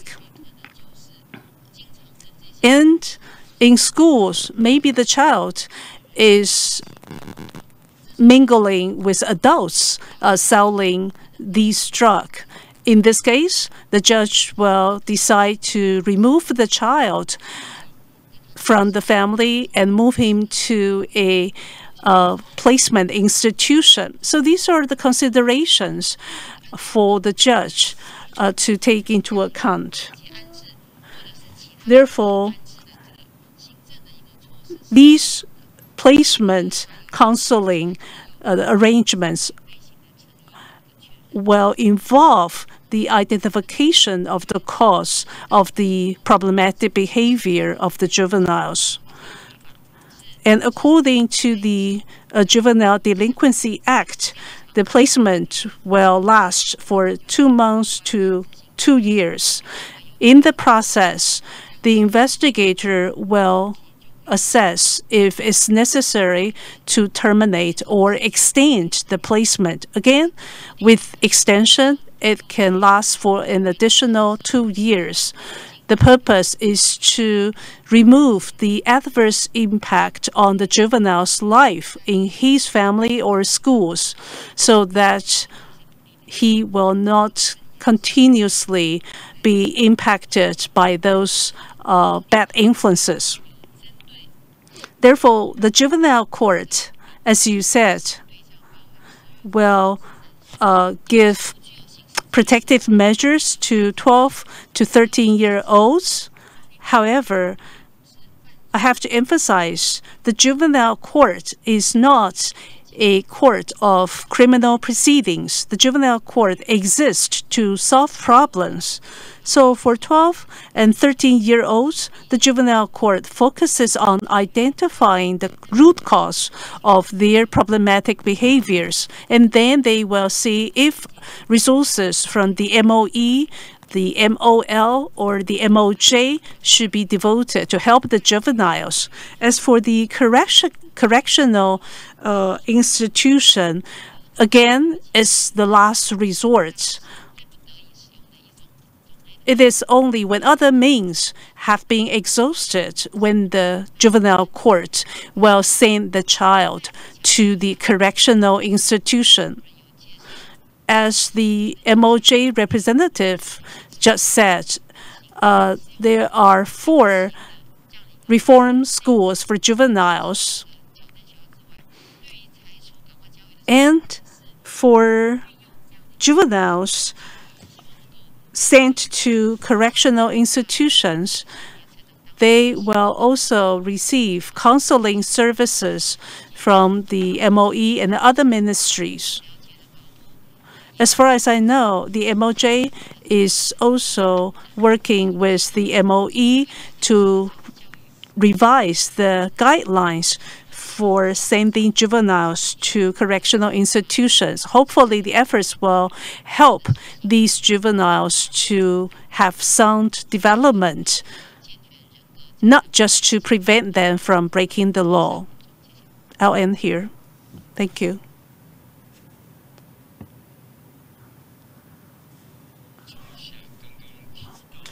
So, when on the third point, under the ruling for protective measures and treatment, usually the welfare institution will be residential institutions, or in some cases, there will be alternative education institutions or medical institutions, and the counseling will be provided per the setting. Therefore, the counseling is different from the kind of counseling you receive in schools. There will be school social worker or guidance counselors on campus to help students. But if the juvenile is sent to these institutions, of course, there will be different professionals, including counselors and social workers, to provide help. But children sent to these welfare or cultivation institutions is because their family has been dysfunctional or the parenting education is problematic. That is why the juveniles are sent to these boarding school-like institutions to look after them. Most importantly, when these children leave the institutions, they need a way to live independently. And the most important thing is for them to integrate or to return to the society. So the function or the types or the scope of placement counseling will have to be more diverse and provide more support. Thank you very much for the answer to my questions, particularly in the arena of child protection as a road after the child committed an offense. One of the things that I appreciated in your report is also the information about restorative justice. The court can refer to, for restoration to an appropriate organization, institute, group, or individual. And now my question is, are the providers of restoration certified by the government? Are they required to meet certain conditions? What kind of institute or group is providing restorative justice restoration? And is there any information about the methods of restorative justice that they are using? The traditional one are the victim offender mediation and family conferencing, but there may be others as well. And are there statistics on the number of cases of restorative juvenile justice and about the outcome? And if that has been a successful process, what does that mean for the child, the young person, let's say 16 years old, went through the restorative justice process. At the end, what is the decision, what is the final decision of the judiciary, the prosecutor, the court? Is there never, despite all the efforts, still a criminal record for that particular child? That's all.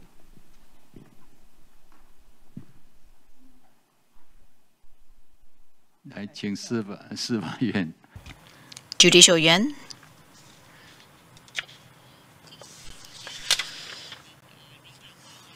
Let me ask Judge Lin to respond. Thank you for your question. First, on restorative justice rule, Article 29 of the Juvenile Delinquent Act stipulates that before the judgment of the judge can send the case for restorative justice to certain institution. So the courts will transfer the case to a specialized agency or institution or individuals for the restorative process. And Judicial Yuan is still discussing the details of the process. You ask about what organizations or institutions and the expertise of them. Well, in fact, there are training in this regard, because restorative justice for juveniles and for adults should be different. So these institutions or agencies will go over training at the Judges Academy. So the Judicial Yuan organized such a training for these agencies on restorative justice. So after the process, well, the restorative justice process is only part of the process of protective measures or the criminal proceedings. So to enter such a restorative process, it has to be agreed upon by the parties. So we respect the children and any other parties to decide whether they want to join the process. And the judges will also decide what kind of cases are the best if they enter restorative justice. After entering the restorative process, there could be concerns that whether or not the outcomes of their cases would affect the young people's will to join the process or not. So the young people or the children can decide whether or not they want to join restorative process. Would it explain to them that they can decide whether or not they want to join the process. Join or not, it doesn't affect the result of their the cases, be it a criminal matter or a protective matter. When there's a consensus reached in the restorative justice, then the sentencing results will be decided upon how much protection the children need.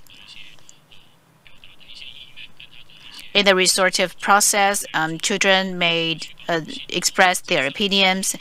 Then with their opinions, we can consider the opinions of the children when we determine the protective cases or the criminal matter. So we will not make any unfavorable outcomes just because of the opinions of the children in the restorative process. Young people's RJ, restorative justice, should be different from the RJ for adults. For example, in individual cases, we discover that a child may be the actor or the offender, but yesterday he or she could be a victim. So it's very important to perform evaluation before we decide whether or not this case should enter restorative process. The goal of RJ is to deal with interpersonal relationships. If the child is a victim or a perpetrator, then the mediator needs to know very well about the Juvenile Delinquent Act and not simply going for asking the children to apologize or to provide financial compensation to the victims. So RJ is not another avenue to seek civil damages. Instead, through the RJ process, through equal footing and discussions, through their efforts, what is hoped is that a better result can be generated, and the judges will, of course, assess the results of the RJ process.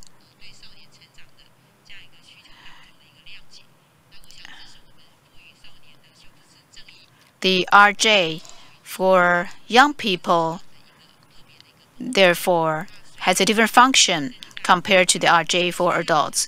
This process is still being developed. And to be frank with you, RJ for young people, even internationally speaking, but if we talk about RJ around the world, still it's most of the time applied to adult cases. So we are still developing the process of RJ for young people. So as said earlier, the laws or regulations are still being discussed and devised. Thank you. Thank you. On the restorative justice, it is a topic that we can discuss further for the rest of the day, but you are right, there is a variety of practices when it comes to restorative justice for juveniles, for children, and there are specific rules, and you are aware, I think, of General Comment number 24 on children's rights in the justice, the child justice system, and you will find also paragraphs on diversion, including on restorative justice. And there are international standards for this practice. The next question is on the children deprived of liberty.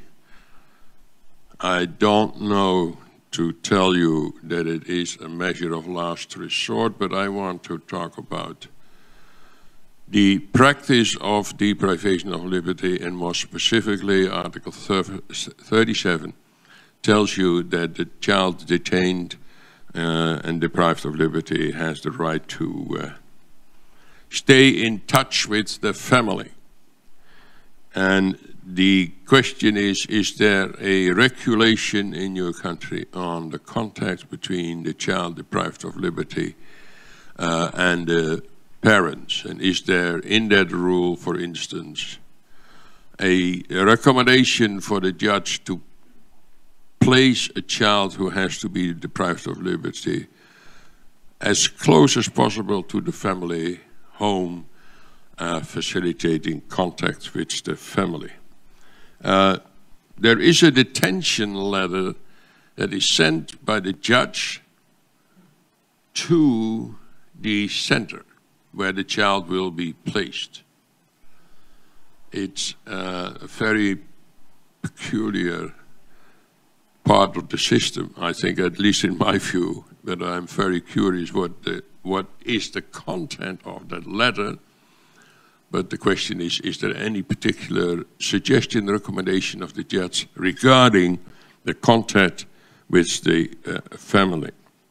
The last question is, the child deprived of liberty as a result of a sentence for committing a certain offense or crime or whatever, punishable act, that child turns 18 in the juvenile detention center. The question is, can he stay for the rest of his sentence? That means another 1.5 years, for instance. Or must he be removed to an adult facility for adult prisoners? I think that are my questions on deprivation of liberty. Yes.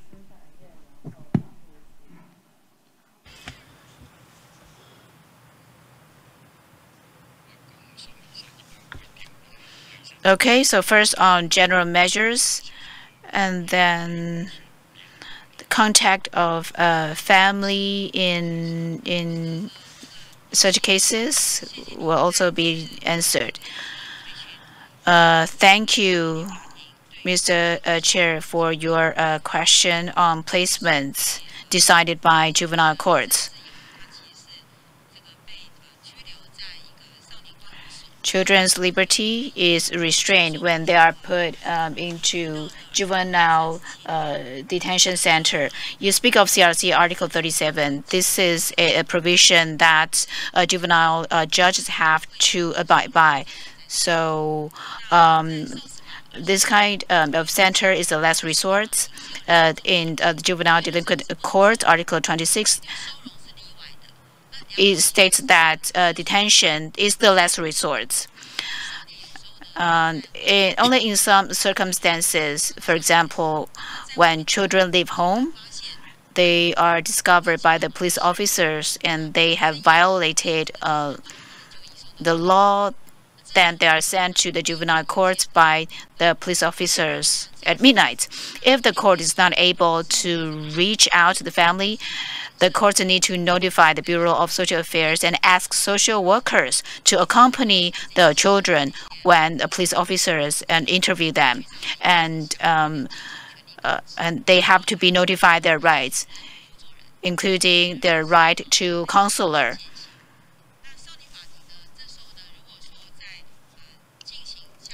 The juvenile courts, when investigating the case, but in the past, with the help of Ministry of Welfare and Health, the Bureau of Social Affairs will be notified. The social worker will accompany the child throughout the night, and the second day, the families will be reached. So if it is possible to hand over the children to some institutions, they will hand over, for example, hand over to welfare institutions or the Bureau of Social Affairs. The second circumstances is when it is not fit to hand over the child to the institution. For example, children use drugs constantly and the parents have no way to deal with it. And there's a special function for the detention center for juveniles if it is necessary to conduct assessments of the children, and the children will be assessed at the juvenile detention centers. So we refer to international standards to introduce the assessments into Taiwan. Sometimes assessment is required, and it requires science or specialists, for example, psychology and so on, to assess children, especially those one with the special needs. So when handover is not possible or not suitable, then children will stay in the detention center. And if the child is sent to the juvenile detention center, if the child is underage minor, then he will stay in the juvenile detention center until the age of 20. However, if he has been indicted by the prosecutor, then by the time he's 20, he will be removed from the juvenile detention center. Because at the correctional institutions, we pay close attention to separating juvenile detainees away from adults. So I will stop here. And as for the placement duration, according to the Juvenile Delinquency Act, the placement is not a form of punishment. It is not to deprive their liberty. Rather, it's an alternative option because the family is not safe for the child. So in terms of the placement institutions, there may be halfway schools, midway schools, medical institutions. In particular, the Ministry of Health and Welfare will evaluate such juvenile placement institutions on a regular basis. And because their family have some problems, that is why it's even more important to be prepared before the child can return home. And of course, we do encourage the child to return home, starting from the first day when they are in placement. We start preparing the family and the child for the child's returning home, so that by the time the child can return home, the family is ready, the child is ready. The placement institution is now a less chosen option by the juvenile courts recently, because usually the juvenile courts would have the child stay in the family, receiving regular instructions and counseling at the same time. Question is still about family contacts of the child in the institution, and I need to know how many time family can visit the child and for how long, and whether the child goes to the family in weekends and all that kind of thing.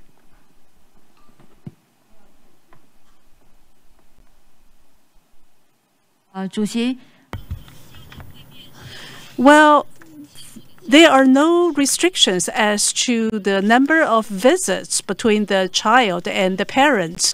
As long as the parents want, they can come to visit the child anytime.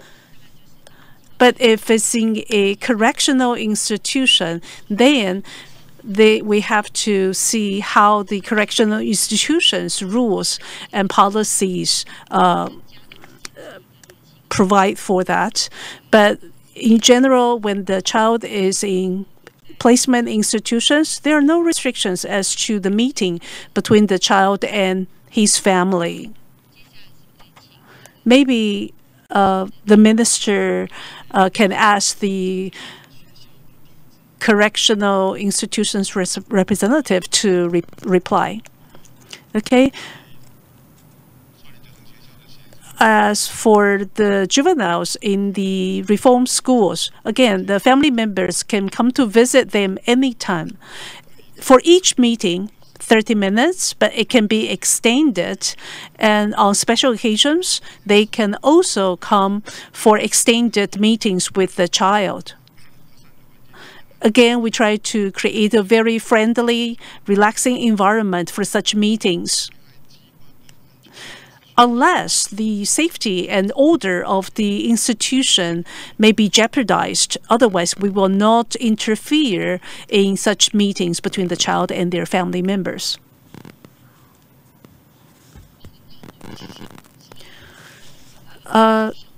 Furthermore, on the deprivation of liberty and children in correctional institutions, we know that usually they can be very homesick because of their problematic family. They end up in placement institutions. Their parents, as you can imagine, feel very guilty and sad that their child has to stay in the reform school. Therefore, the social worker, within 2 weeks after the child is sent to the reform school, will compile the names of the parents, contact information of the parents. This information will be given to us. Social workers with the information will contact the school-based social workers to understand the child's situation. And then within a week, the social worker will reach out to the child's parents. The social worker will also accompany the parents to visit the child in the reform school at least once a month. Such visits may take place in the institution or schools in person, or it can be correspondence communication or online communication. If there are financial constraints, then grants and subsidies can be obtained from local authorities to make such meetings possible. When the child leaves the reform school or correctional institutions, returns to the community, the social worker will again accompany the child for another year to make sure that the child faces no difficulties in work, schooling, or life. I'll end here. Very much for this information, and I move to the last item in my list of questions, and that is about sexual exploitation, and particularly the optional protocol on the sale of children, child prostitution, and child pornography.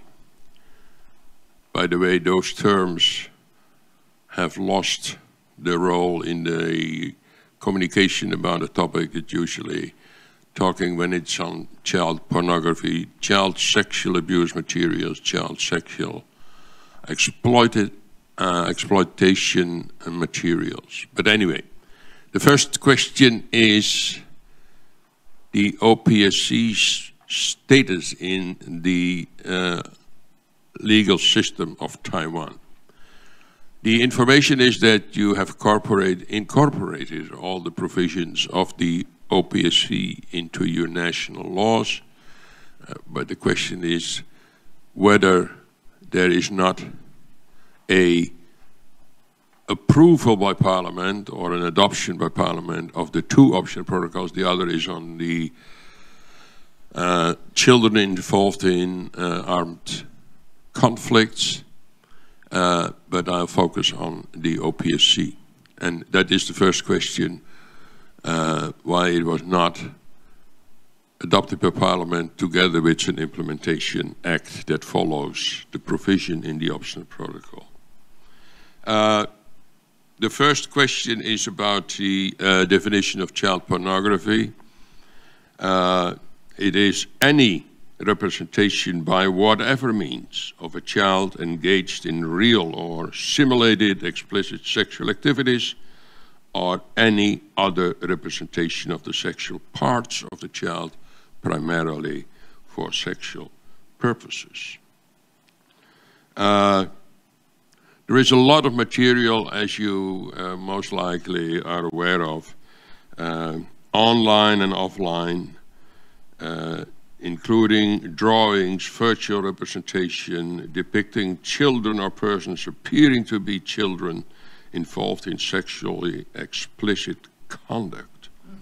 According to the CRC committee, this material can have a serious effect on children's rights to dignity and protection.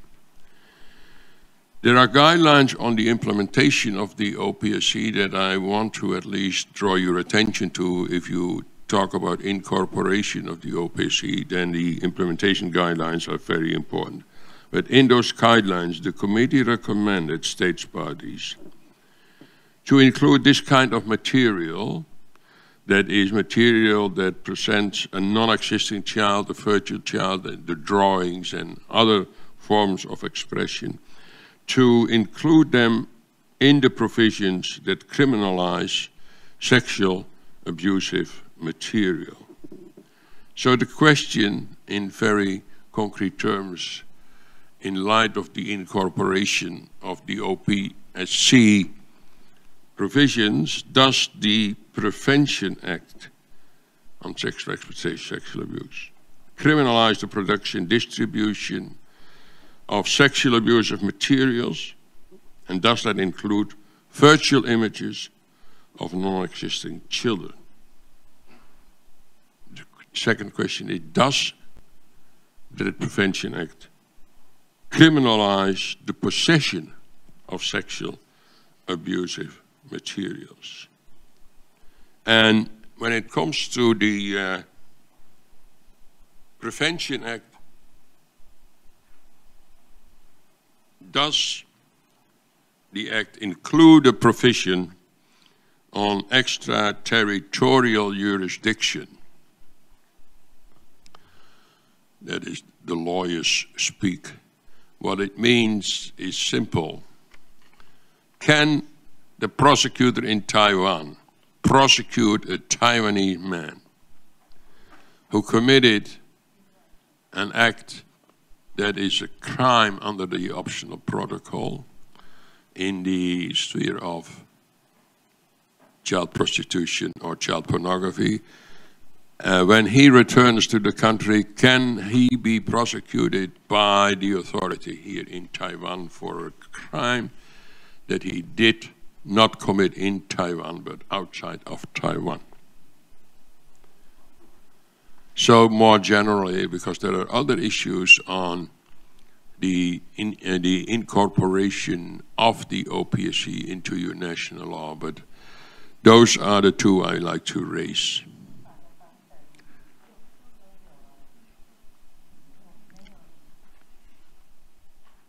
Okay.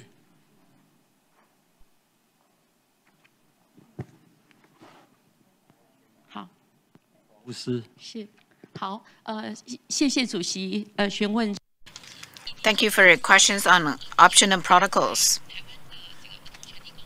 Indeed, when in 2017 we domesticated CRC, at the time, the OPSC, well, in fact, in 2015, or before 2015, when we discussed sexual exploitation, we treated this kind of offense as sexual transaction. However, transaction implies that the children themselves consent and they engage in a transaction or in consideration. But we take into account the spirit of OPSC from 2016, 17, or 18. We gradually incorporate the spirits of optional protocols in the Prevention of Sexual Exploitation of Children Act. So sexual transaction is changed to sexual exploitation. Now children are considered to be victims instead of parties to the transaction. So Sexual Intercourse Obscenity Act, or being asked to film audio, video, or images, and child pornography, as well as escorting or sexual performances such as dancing or so on. All of these are incorporated into the Prevention of Sexual Exploitation of Children Act.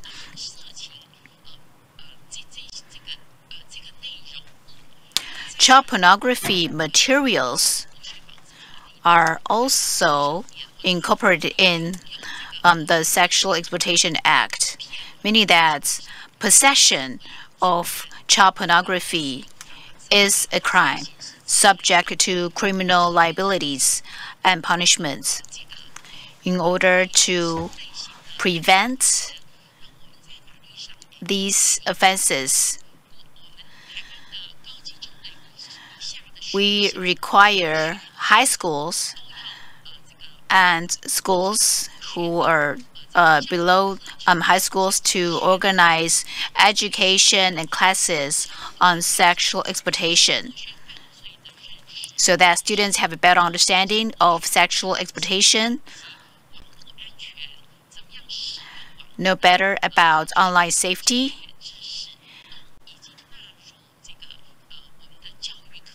so this training has been incorporated into an education as a preventive measure. As for extraterritorial justice, in the Prevention of Sexual Exploitation of Children Act, it is stipulated that if Taiwanese nationals committed offenses related to sexual exploitation of children, it doesn't matter whether or not it is a crime in that foreign country, it is considered to be an offense under the Sexual Exploitation Act. So it is very clear that it is an offense, even though the offense is committed overseas. So please let me know if you need more details. Thank you.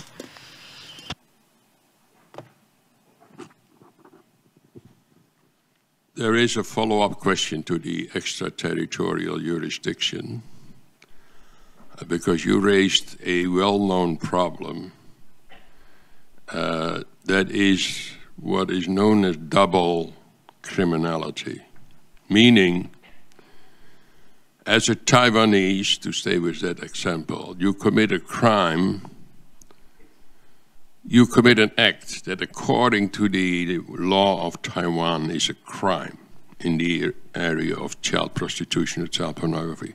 But in the country where that act took place, that particular act was not or is not a crime under the law of that country. If I understood you correctly, then that man cannot be prosecuted for something he did in, as an example in concrete, what he did in Malaysia, because in Malaysia it's not a crime, although it's a crime under your law, but since the condition is that the crime has to be, that the act has to be a crime in both the country where the act took place and the country of the national, that is a kind of limitation of bringing perpetrators to justice. And the recommendation of the Committee on the Rights of the Child in that particular guidelines on implementation of the OPC, you will find that the committee recommends states parties to abolish that particular condition in the context of extraterritorial jurisdiction in order to make it possible to bring perpetrators to justice. There is even another, and I'm not going to discuss it, but it's a very interesting one. The committee recommends states parties to consider the possibility of universal jurisdiction for the states parties to the optional protocol, and that is then universal jurisdiction limited to the crimes under the optional protocol. So it doesn't matter where you did it, where you go, you will ultimately brought to justice, is the idea behind that particular idea. There's another part, and I want to draw your attention to that one as well. In the optional protocol, the perpetrator can be prosecuted if he is a national or whether he has habitual residence in your country. So not necessarily a national, but he lives in your country. The other part is about the victim.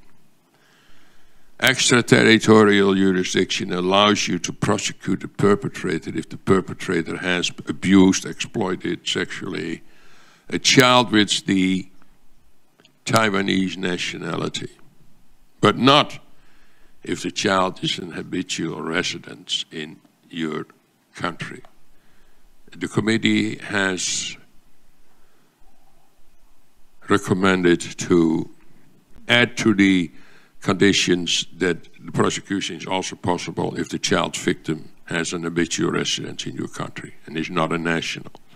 So, but that all about the incorporation of the optional protocol into your national law. Did I understand that's the question? Is that a process of incorporation that's still underway, or is it completed? And particularly when it comes to, among other, the sanctions of confiscation, but also there is a particular paragraph that is very helpful for everybody who wants to find out what is necessary for a child in a criminal procedure. Article 8 of that optional protocol gives you very clear guidelines on that issue. And there are other international standards. But the question is that incorporation process completed? And still my question, was there a reason to go for the incorporation and not get the formal approval by Parliament and an implementation act? So those are the two remaining questions.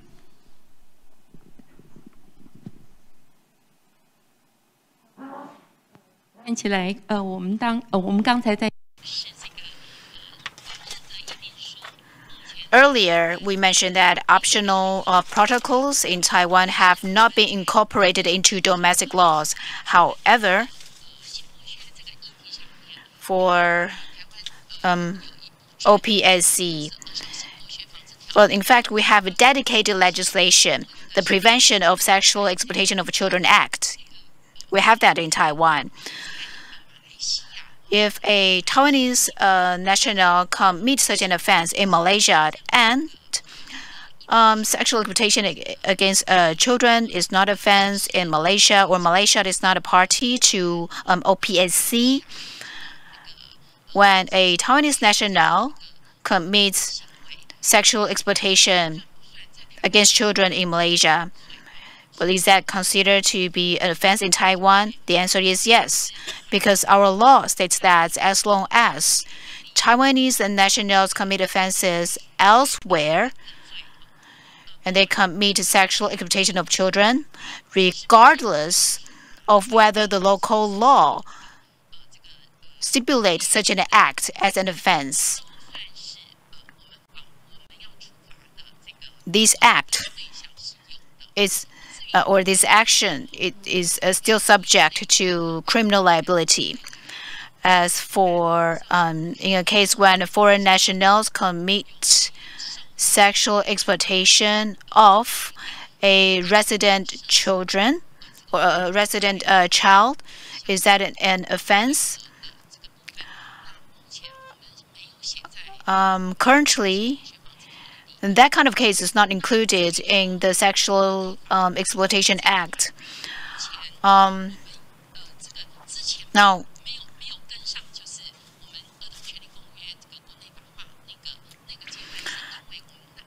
the Enforcement Act didn't include optional protocols because many of the laws at the time were still being amended, and now we can continue the discussions on whether or not or how to incorporate optional protocols. We will gather different agencies and ministries and to see if our local laws are missing some important elements, and our direction is to try to make our law as comprehensive as possible. May I also add extra information, or should I ask the other ministries to add extra information on extraterritorial justice? I'm fine. It's a good answer. It's a good answer. So it brings us at least to the end of my questions on those various issues. We are in the last 15 minutes of the dialogue with the government, and I invite members of the committee who want to raise a final question or make a remark, then they have the floor. And Dr. Vukovic is the first. Thank you so much. Can you hear me? No? Can you hear me now? Yeah. Thank you so much for all the answers and really good clarification.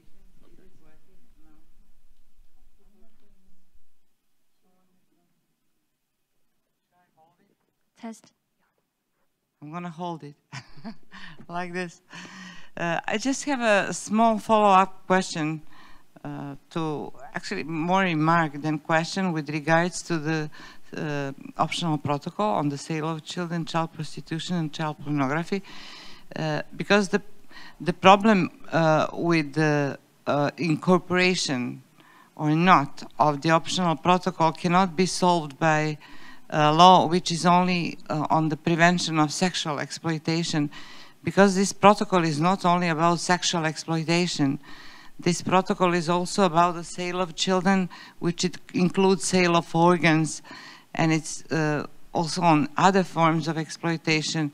So you will really have to look into the new guidelines that Jaap Doek just mentioned, and really look carefully into it, because again, it's not only on sexual exploitation. And I thank you. Are there other members of the committee who either have a question or a remark? No? Yes, okay. Go ahead. Yeah, this is the dodgy mic.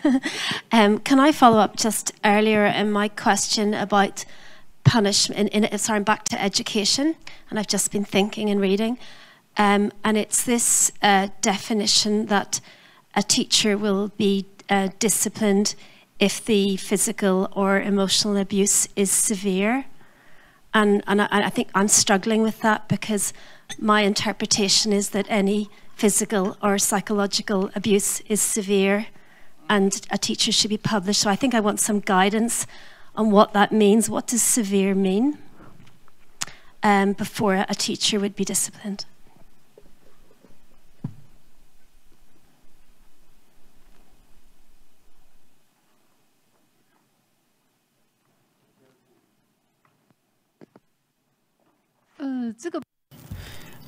Well, in this regard,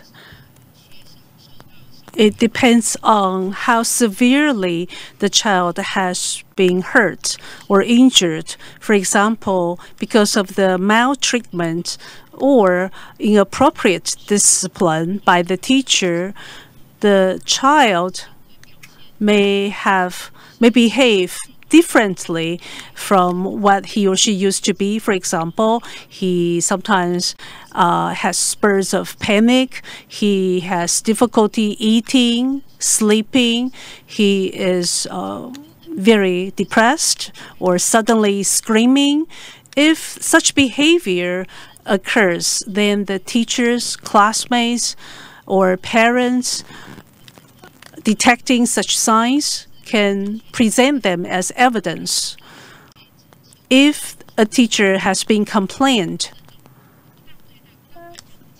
as to having done such maltreatment or inappropriate discipline, then the school will have to have a committee looking into the situation. In the process, the student in question, person familiar with the matter, or the parents can present evidence at the investigation meeting, and the committee will determine how severe the abuse is. If it's really severe, the teacher will be dismissed, suspended, or sometimes the teacher will be barred from teaching for life, or for 1 to 4 years, or the teacher may be suspended for 6 months. But if it's a minor case, then according to the Teachers Discipline Act, there will be demerits or other punishment meted out to the teacher. The MOE, what about the composition of the teacher evaluation or teacher review committee, and how do they determine a case of abuse is severe or not? Before the school can determine if they can dismiss a teacher or suspend the teacher's job, there will be a teacher review committee set up. On that committee, there will be one parent. There will be other teachers' representatives who are not administrative leaders of the school. If a teacher is suspected to involve in corporal punishment or physical and mental abuse of the students, then according to the new amended Teachers Act, additional external experts on children's psychology, counseling should be recruited to serve on the committee. Therefore,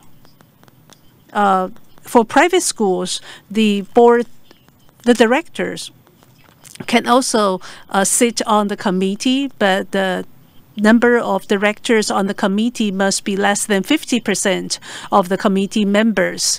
Hopefully, the composition like this will result in very fair assessment.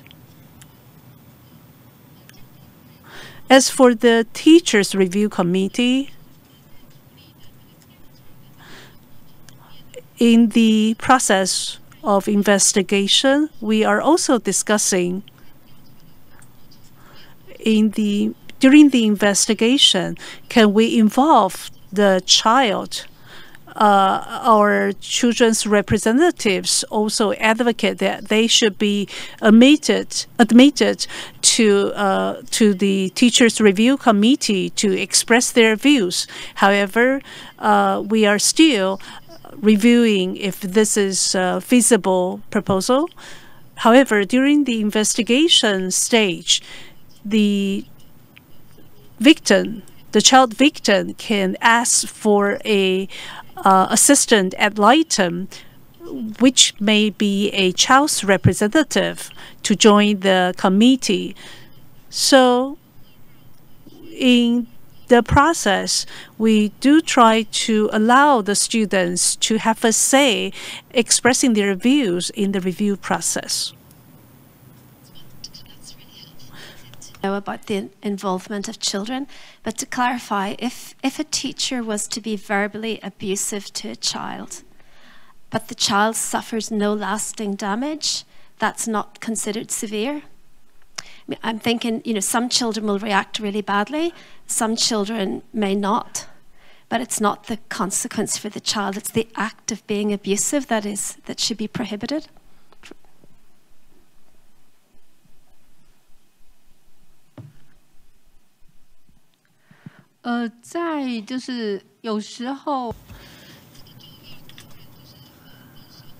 Well, then it depends on the evidence presented.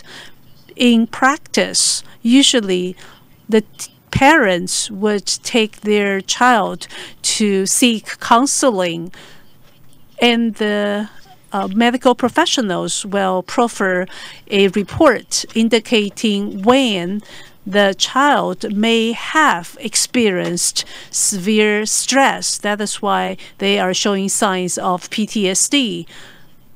And that is why the child would have such behaviors such as sudden screaming, not wanting to go to school. With such medical records, then the review committee will take into account such evidence in determining the punishment that should be given to the teacher.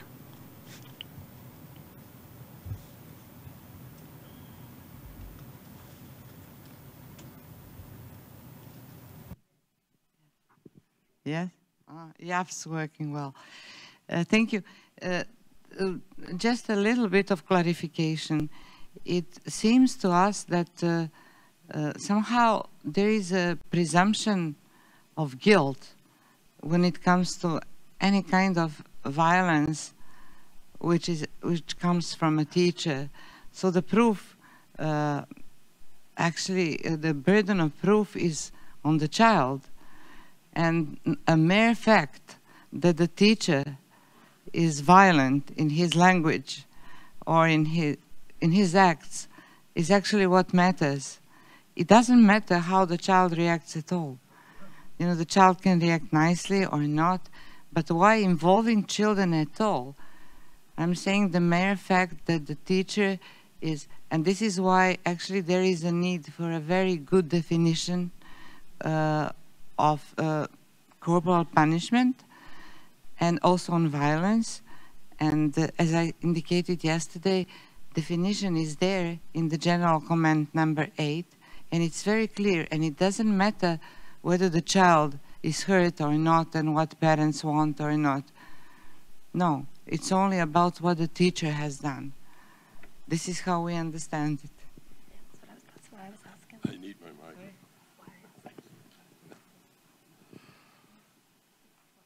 mic. Just to follow up on Nevana's remark, I'd like to underscore the fact that this whole business of violence against children, whether it's corporal punishment or verbal abuse, it is all about respect for the dignity of the child. And it doesn't matter whether the child is suffering psychologically or otherwise, or has an injury. It is about respect for the dignity of the child. And if the teacher in front of the classroom hits the child on the buttocks without little or no physical injury, it's still an unacceptable behavior because it's about the dignity of the child, which is of course not exclusively a right of the child to respect for his or her dignity. It's for everybody. Every human being is entitled to respect for her or his dignity.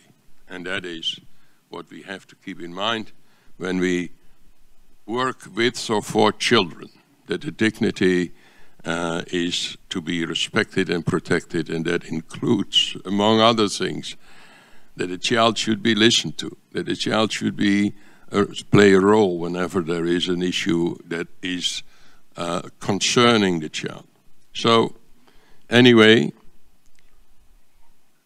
it was a very fruitful, very constructive and very informative dialogue on all the matters that are covered by the Convention on the Rights of the Child, and I have to acknowledge the fact that we did not cover all issues that can be raised under the Convention. It is also very clear from your report, the list of the answers, the responses to the list of issues, and the dialogue we had yesterday and today, that the government of Taiwan and a lot of citizens of Taiwan, whether they are working in the government or outside the government, if you read all the papers that were sent to the committee by children, including reactions to the list of issues, and by NGOs, it is very clear that when it comes to children's rights, it's a vibrant society, Taiwan. It's very committed. So we are confident that when we issue our concluding observation and recommendations, we are confident that those recommendations will be taken very seriously, and that efforts will be taken to follow up on those recommendations and implement them as far as possible. So thank you so much for your input, for your commitment, and as I said in the opening session, we are looking forward to the next meeting in 5 years from now, because continue with reporting and continue to involve an external committee to look at your report and have a discussion with you on the content of your report and make further suggestions on progress in the implementation of children's rights. Thank you very much. Have a good day, and also the rest of the week and the rest of the year.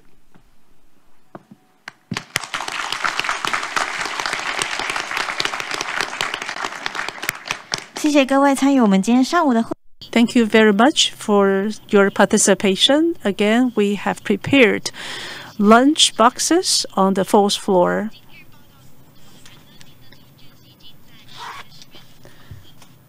Please make sure you present the voucher when you go to the 4th floor to collect your lunch box. Thank you.